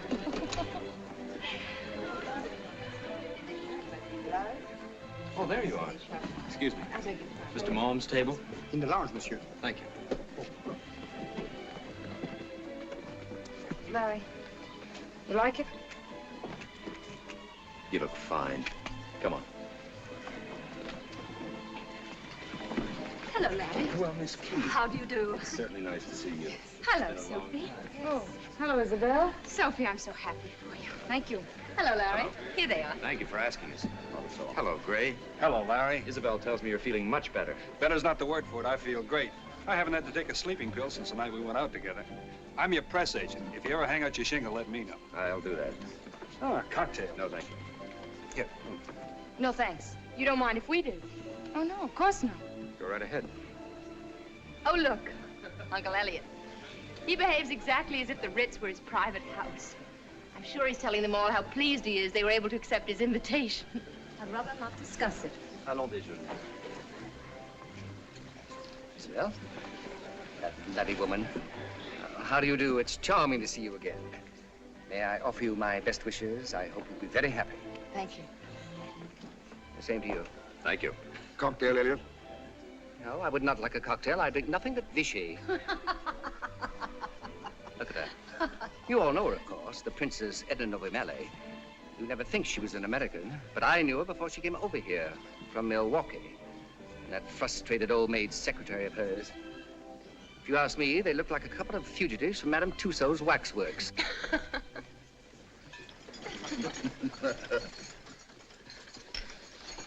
And where will you and Larry go on your honeymoon, my dear? Greece, isn't it? Greece. It ought to be lovely there this time of year. Lovely. How about a liqueur, Gray? Yes, I think I will. Ah, yes, this. Sophie? No, thanks. You're very foolish, my dear. It's excellent. No, Uncle Elliot, she doesn't want it. Gray? Thank glass, monsieur. Bonjour, Herbert. No, alas, it's forbidden me. My doctors won't let me touch alcohol. Tu le Perzovka, kind of monsieur Nora. Perzovka? Perzovka. I'll just have a look at the bottle. I'm sorry to hear you've been ill, Elliot. You ought to take care of yourself. Perzovka.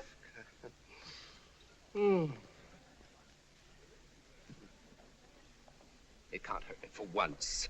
Just a drop. 2 drops, perhaps. We used to drink it at the Radzivilles when I stayed with them for the shooting. You should have seen those Polish princes putting it away. They drink it with a tumbler and never turn a hair. I don't care whether Sophie's on the wagon or not. She must try this. It's an experience no one can miss.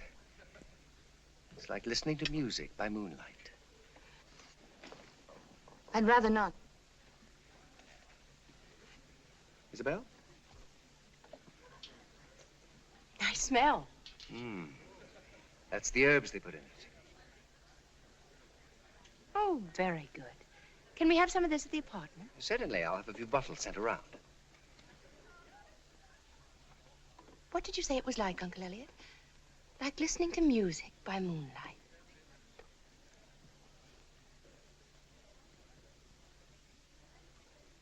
It is. Sophie. Yes? I saw the most divine wedding dress at Molyneux. Let me give it to you for a wedding present. Uncle Elliot and me. What? That's very nice of you, Isabel, but Sophie has one already picked out. Oh, don't be stuffy, Larry. Let us give her a dress. I'll call Molyneux and arrange a fitting. May she? Certainly, it's very nice of you. Thank you very much, both of you. Not at all. Not at all. Suppose you pick me up tomorrow at 3 at the apartment. Larry, you know the address, don't you? Yes, I know the address. Oh, good heavens, we don't want you. You're only the groom. I'll see you at 3. Yes, it was a lovely party. No, of course I did. I behaved like an angel. I always do. Oh, how silly. Stop imagining things. I meant every word of it. Yes. Yes. Tomorrow. At 5.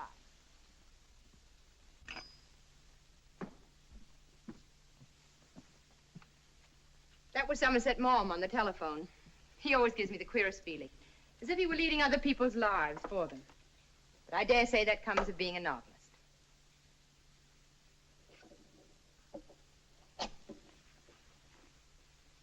Here. Oh.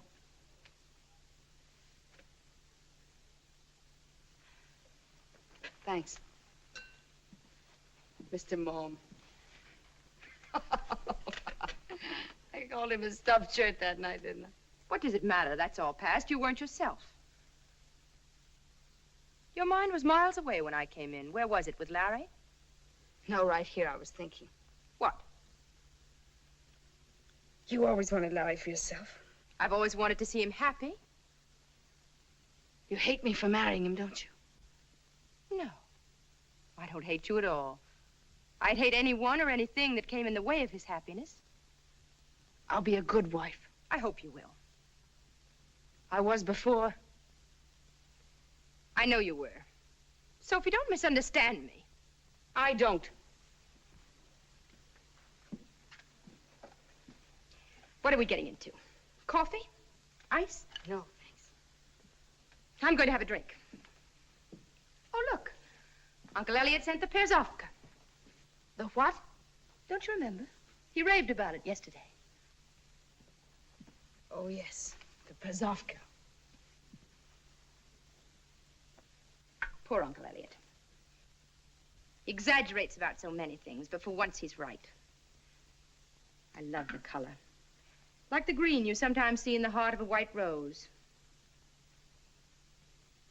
Poor Sophie. I haven't had a drink since that night in the Rue de Lappe. Must be awful. Just to break off completely, all at once. Sometimes when I've been alone, I wanted to shake the house down. But I've quit.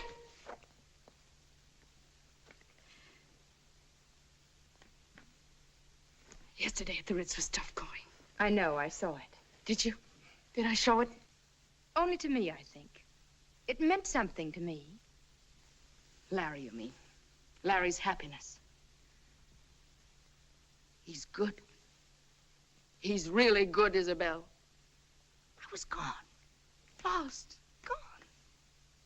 This is my only chance, I know that.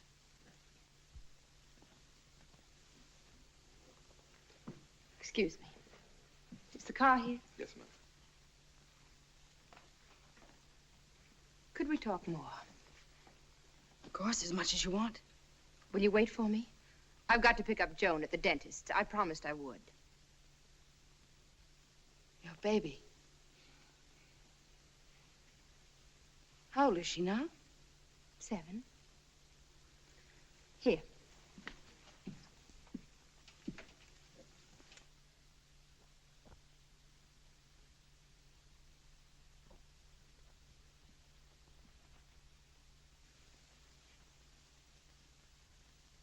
She's lovely.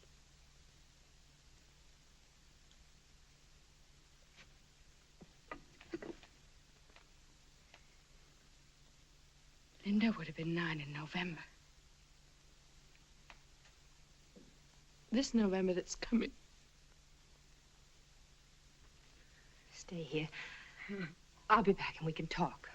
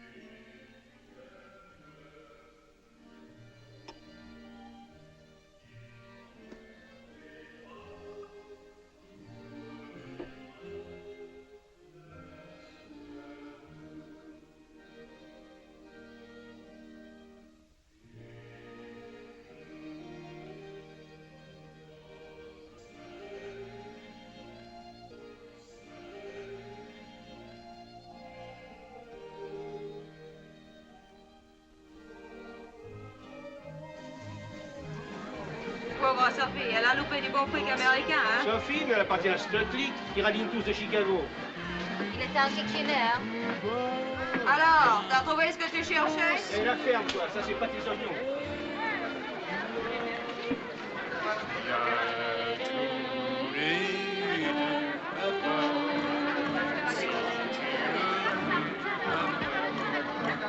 If you see Sophie McDonald, the American, tell her I'll be back later. Tu pourrais pas parler français? Ah oui. Si vous voyez Sophie McDonald, l'américaine, dites-lui que je reviendrai plus tard. C'est bon, on lui dira.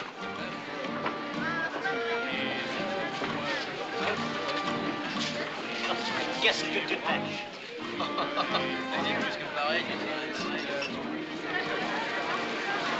Ferme la porte des ballons! Bonsoir, mon prince. J'espère qu'on se verra plus que nous assis en titillé.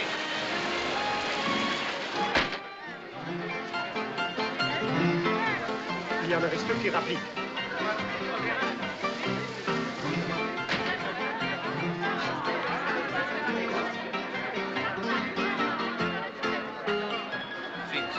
Perzowska, mon chéri. Hi, big boy. Please, pass me some Perzowska. Perzowska, mon chéri. Est-ce qu'ils boivent cela en Algérie? Pardon, monsieur. Où est cette dame à demander un Perzovka? Américaine ou narguilé? Where's that? Où est-ce? Je te conseille pas de te montrer là-bas. Voulez-vous gagner 100 francs? À votre service, monsieur. I speak the English from London. Very well, come along. Par ici, monseigneur. Par ici. Mais fois, j'ai trouvé un pigeon.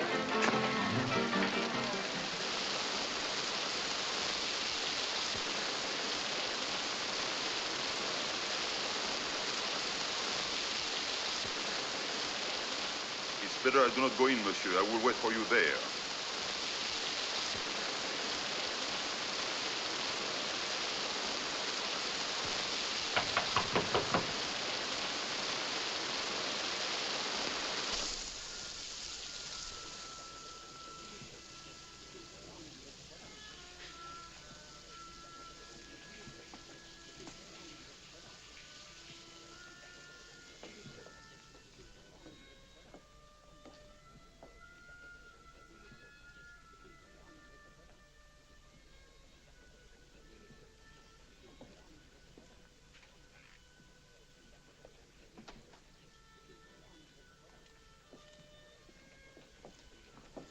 Surveillez cette Roger.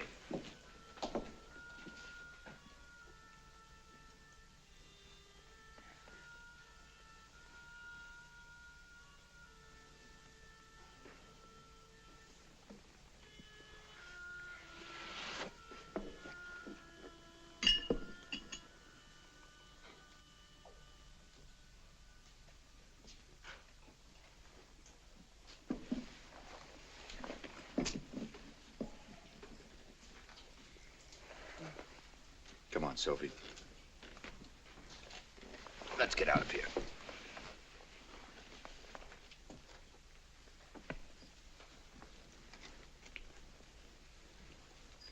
Hello, Larry. Come on, join us.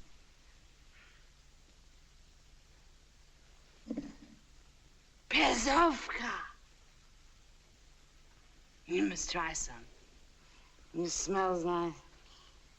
Like listening to music by moonlight.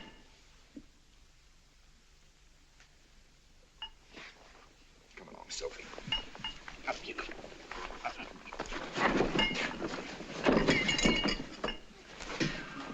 Voyez que c'est.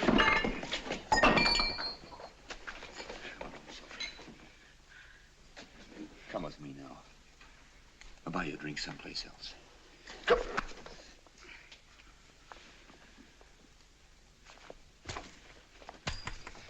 Take your hands off me. I don't need you. I don't need anyone.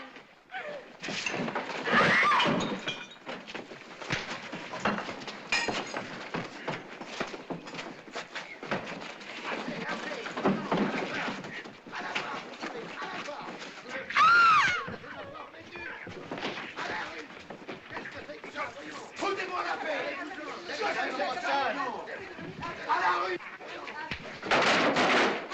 Foutez-moi la paix! Foutez-moi la paix!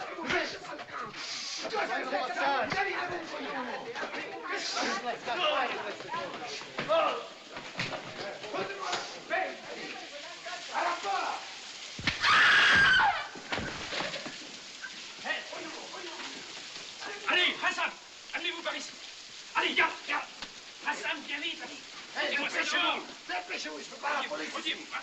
Cadon du Paris. Allez, écoutez-moi.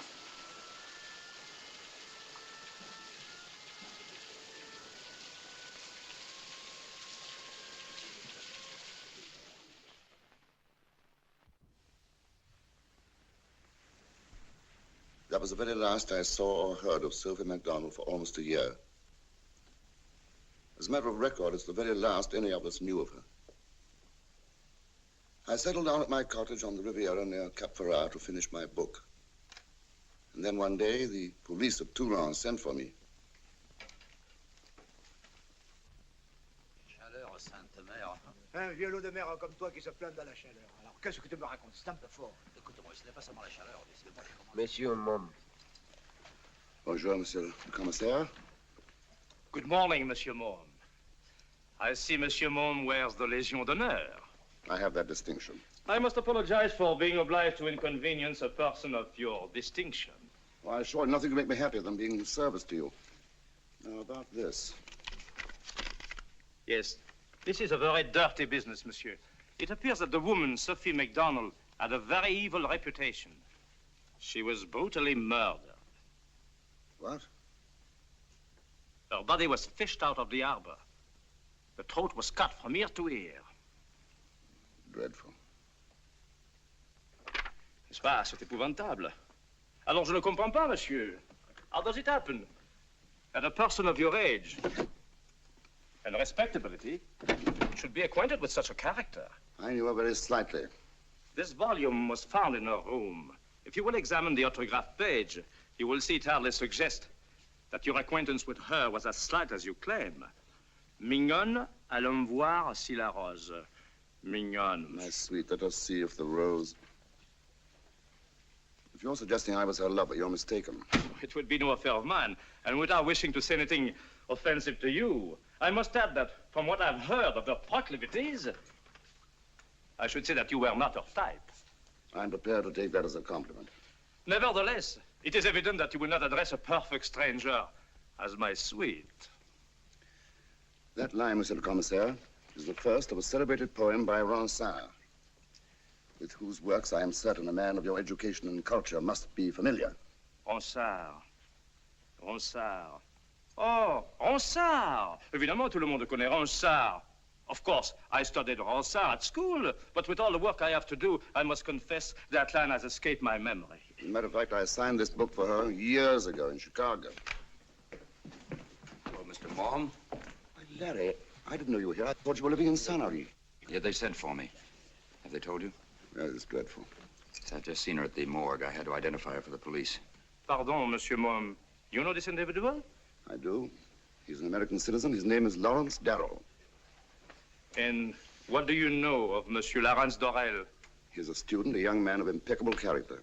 Ah, impeccable, eh? And how long have you known this young man of impeccable character? Approximately 10 years. Huh? Have any arrangements been made to bury her? Well, if you are prepared to undertake the expense of the funeral yourself, you will receive the necessary authorization. Pardon, monsieur. I have here a card of an undertaker, a personal friend of mine, who will arrange the matter for you on terms and with dispatch. You are a marvel of efficiency, Monsieur le Commissaire. You flatter me beaucoup, Monsieur Mom. May I see where she lived? You have not seen that room before? No, I have not. Well, en ce cas, messieurs, suivez-moi. Alors, nous allons à la maison du crime, n'est-ce pas? Par ici, messieurs.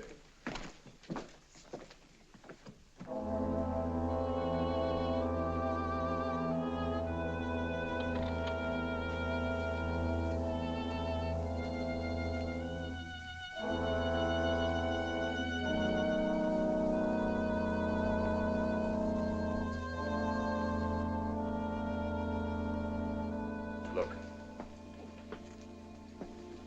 Who are these people? that's her husband. That's her baby. Where are they now? Dead, monsieur. A long time ago. Oh. May those be buried with her? In that frame, monsieur? Yes. As you wish, monsieur.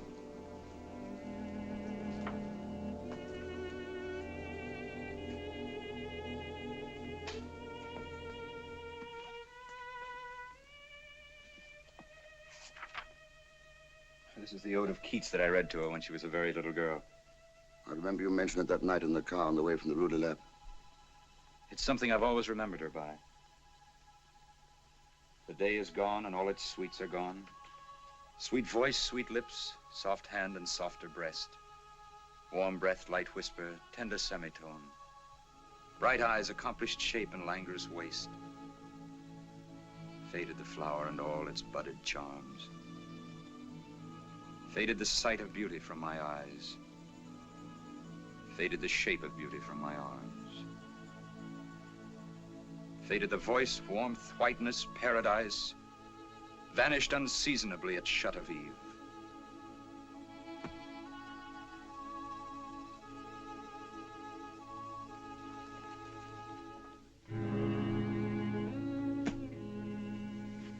My advice is that you go and have a good dinner. I have a card here of one of the best restaurants in Toulon. It will assure you of the patron's attention. A bottle of wine will do you both good after this harrowing experience. I've got to get on to Nice this afternoon. Elliot Templeton's had a relapse. Oh, I'm sorry to hear that. Do Gray and Isabel know? Yes, only hope they'll arrive in time. I wish you'd come with me. I'd like to, of course, but I was never one of Uncle Elliot's favorites, if you remember. Eh ben quoi? Allez, Oust, c'est fini. Il n'y a plus rien à faire ici maintenant.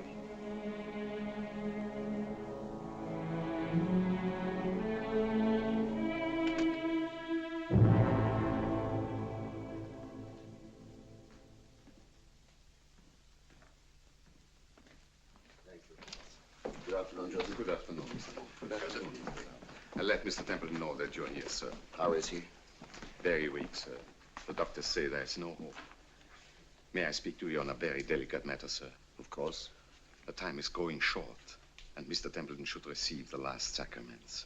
I hesitate to mention it to him, sir, but perhaps... I should be glad to suggest it. Thank you, sir. La cloche dans le ciel qu'on voit doucement teinte. Un oiseau sur l'arbre qu'on voit chante sa plainte. I hear voices. See who it is. Entrez.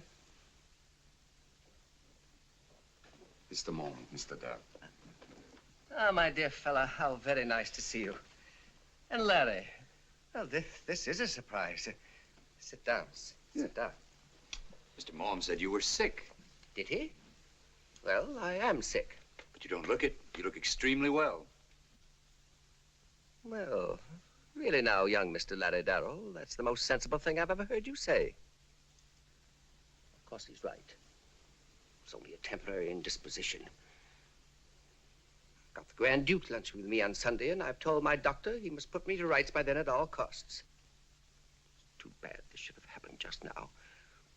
It's a particularly brilliant season. Are you going to Edna Noble Malley's party? Of course not. Has she asked you? She's asked everybody in Europe.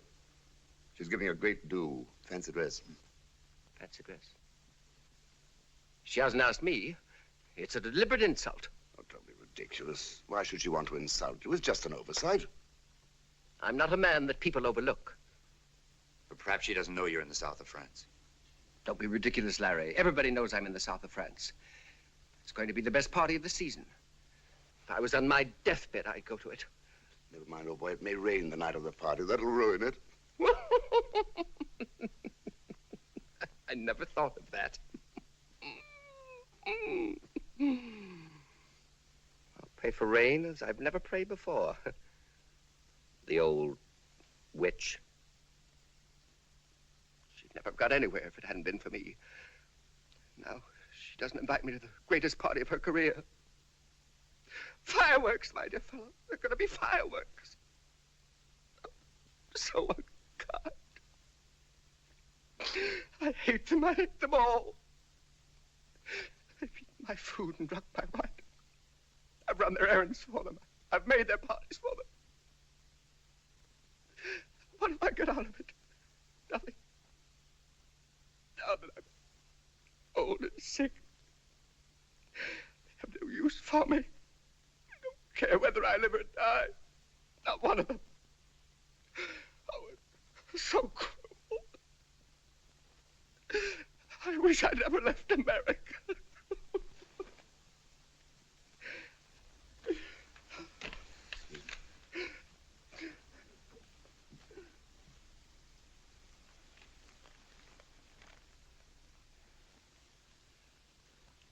afraid you're very ill, Elliot. Much iller than you think. I was wondering if you'd like to see a priest. Do you mean to say I'm going to die? Oh, I hope not, but it's as well to be on the safe side. I understand. Don't be upset, my dear fella. Noblesse oblige, you know. You ridiculous creature, Elliot. Will you call the bishop and tell him I'd appreciate if he'd send Father Charles? He's a friend of mine. I'll go and do that now. Thank you.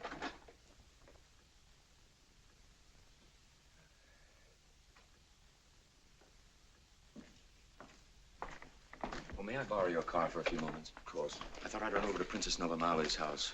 Her secretary's an old Scotch girl that I've known for years, and I think I can do something about that invitation. She's a spiteful woman, Edna. There'll be 1,000 people at that party. It couldn't have hurt her at least to ask Elliot. Leave that to me. Don't worry about the bags, darling. Very well, Take care of darling. them. Mr. Marvel. Larry. Hello. This is a surprise. I had no idea you were here. Hello, Gray. How is he? I'm afraid you've come only just in time. Oh, poor Uncle Elliot. I think he'd like to see you. Come on. Sorry, you're not leaving. I'll be right back.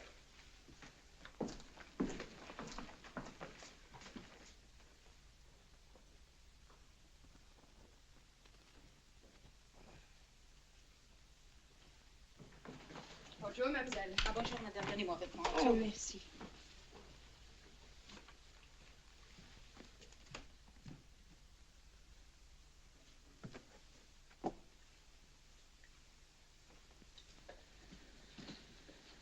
It's more usual to come in by the door, Larry. Hello. I thought the room was empty. And may I inquire what you're doing here? I'm a burglar, dear. Fancy that now. And I thought for one happy moment that you'd come here to attack me. No, Miss Keith. No, I came to steal a card for the princess's party. She hasn't asked Elliot Templeton. I know she hasn't. She crossed his name off on the list herself. He's awfully hurt at being left out. Well, if he wanted to keep in with her, he shouldn't have said those terrible things about her and her chauffeur. The unfortunate part about it is that they're all true. Well, you have nothing against him, have you? Oh, no. He's always been very nice to me.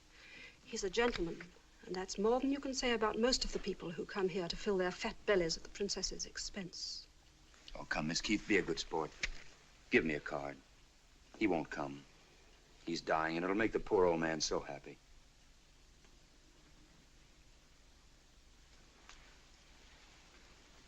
The cards are on the desk. I am going to look out of the window to observe the beauty of the prospect. And what happens when my back is turned, neither God nor man can hold me responsible for. By yon bonny banks and by yon bonny braes, where the sun shines bright on Loch Lomond, where me and my true love were ever Thank you, Miss Keith. wont to gaze, on the bonny, bonny banks of Loch Lomond.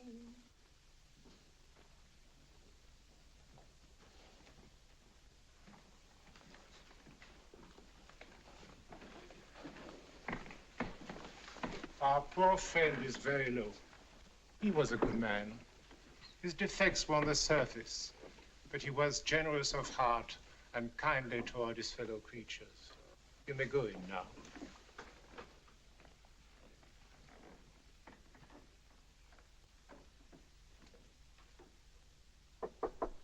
Okay.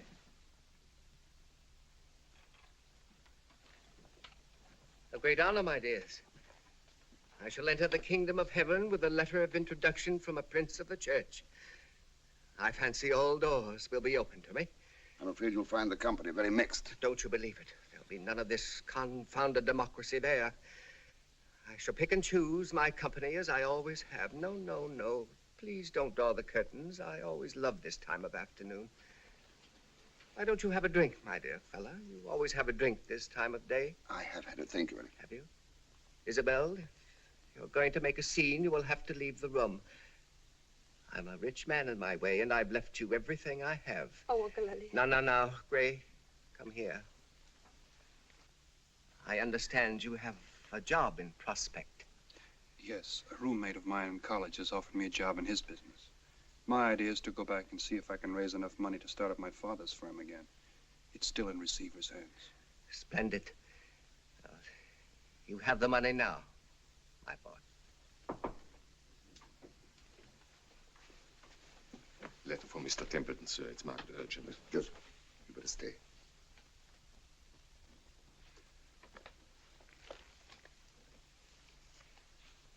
Elliot. What is it? For you. Open it. What is it? It's a card for Edna Novabale's party.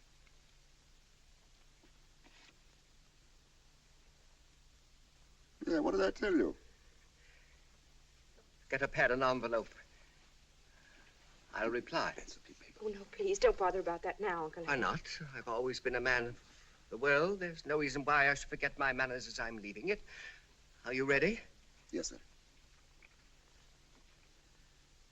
Mr. Elliot Templeton regrets. He cannot accept Princess Novi Malley's kind invitation, owing to a previous engagement with his blessed Lord. The old witch.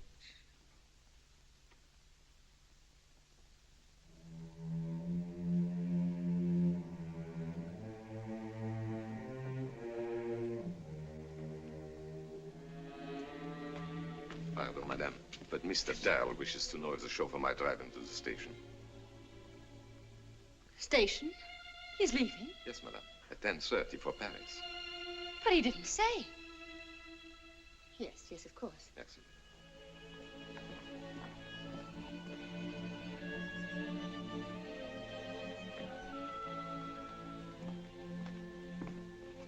Leaving. He's going to America. Oh, really? How wonderful. He's going to work his way back on a tramp steamer. He would do that, but it doesn't matter. At least he'll be home. I'll see him. I wouldn't do that if I were you.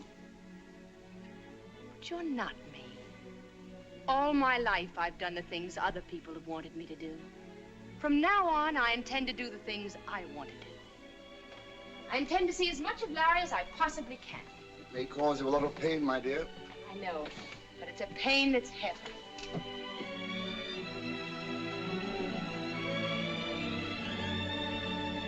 Oh, Joseph, tell Marcel not to bother about the rolls. I'll drive you to the station, Larry. I'll get the roadster. Fine, thank you.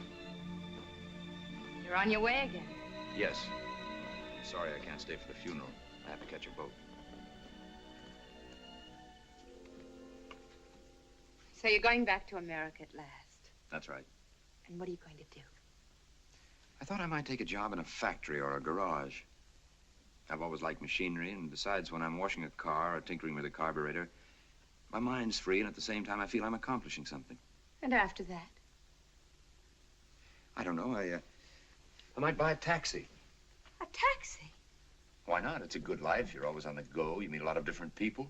Oh, Larry, for heaven's sake. What you need is a good psychiatrist. Sometimes I think you're completely out of your mind. Just look what you've done with your life. And with mine. What in heaven's name are you trying to prove?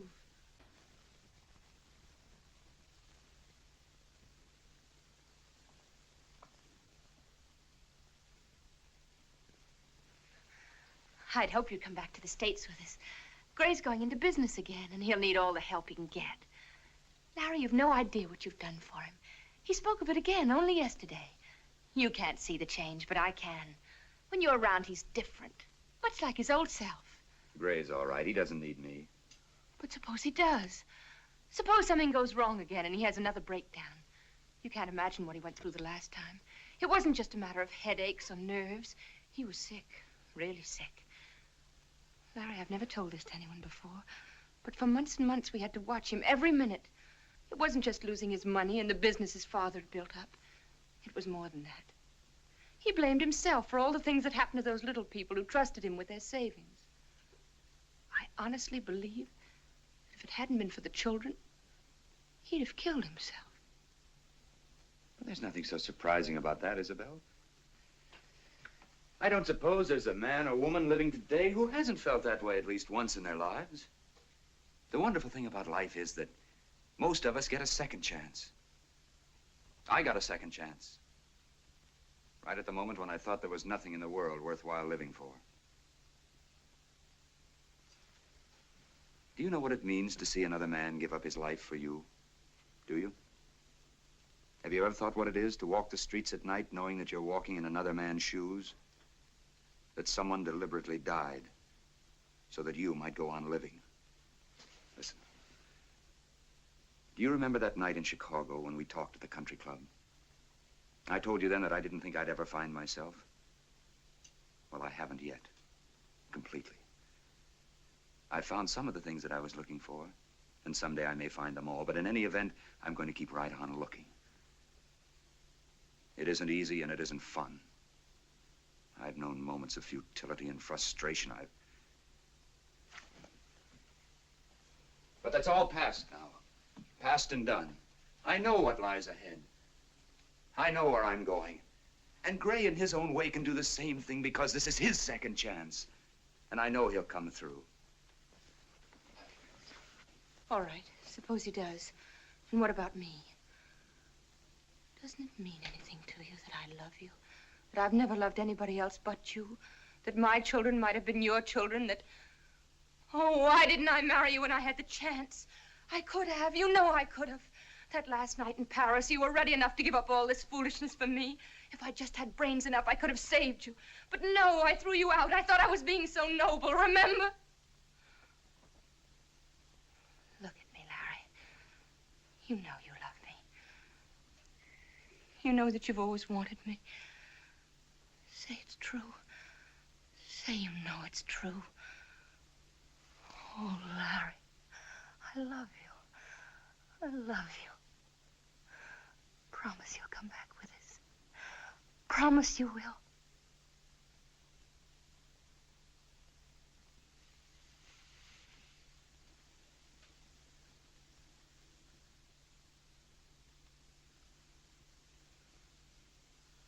Tell me about Sophie, Isabel.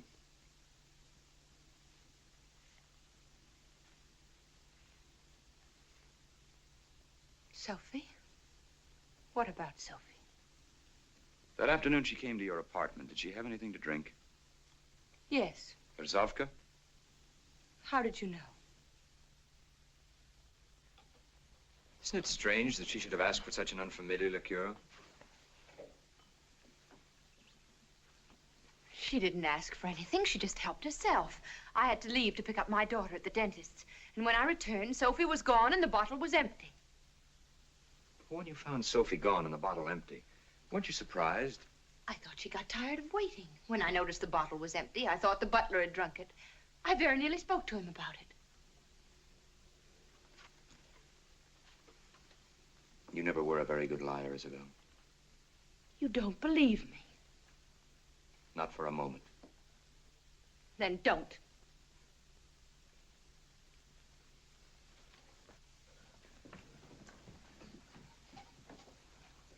All right, if you want the truth, you can have it. I did it, and I'd do it again. I was determined to stop at nothing to prevent her marrying you. Nobody else would do a thing. They didn't care. I did. Oh, Larry, you men are such fools. I knew that sooner or later she'd break down and stuck out a mile. You saw how jittery she was at the Ritz. I knew she'd give her soul for a drink. The idea came to me when Uncle Elliot made such a fuss about the stuff. I hated it, but I pretended it was wonderful.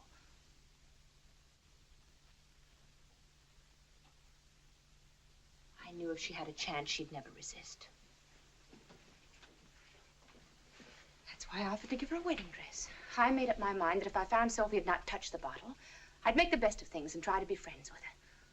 That's true, I swear it. But when I came back and saw the bottle was empty, I knew I'd been right all along. That's pretty much what I thought. Sophie's dead.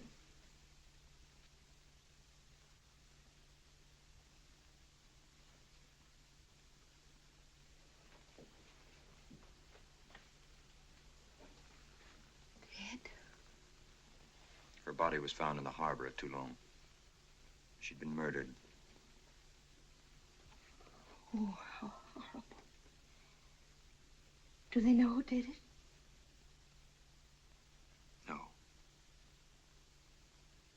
I do.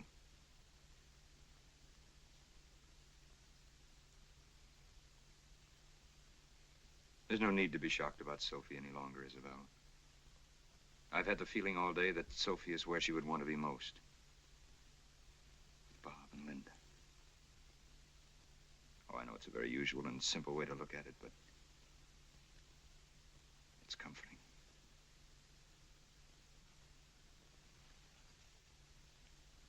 Goodbye, Isabel. And take good care of Gray. He needs you now more than ever.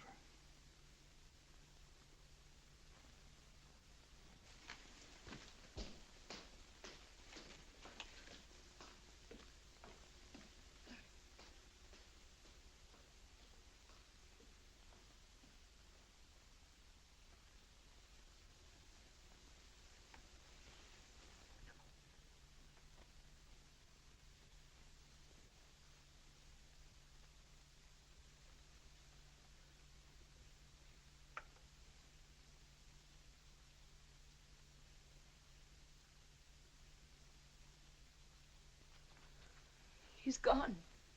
I know.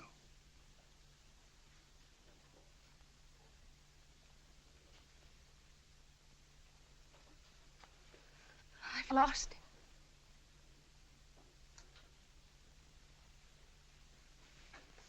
Lost him for good. And I love him. I love him so tenderly. Now I've lost him. Do you suppose we'll ever see him again? It isn't likely. His America will be as remote from yours as the Gobi Desert. It's all so crazy, so useless. What is he trying to do with his life? What does he hope to find? My dear, Larry has found what we all want and very few of us ever get. I don't think anyone can fail to be better and nobler, kinder for knowing him.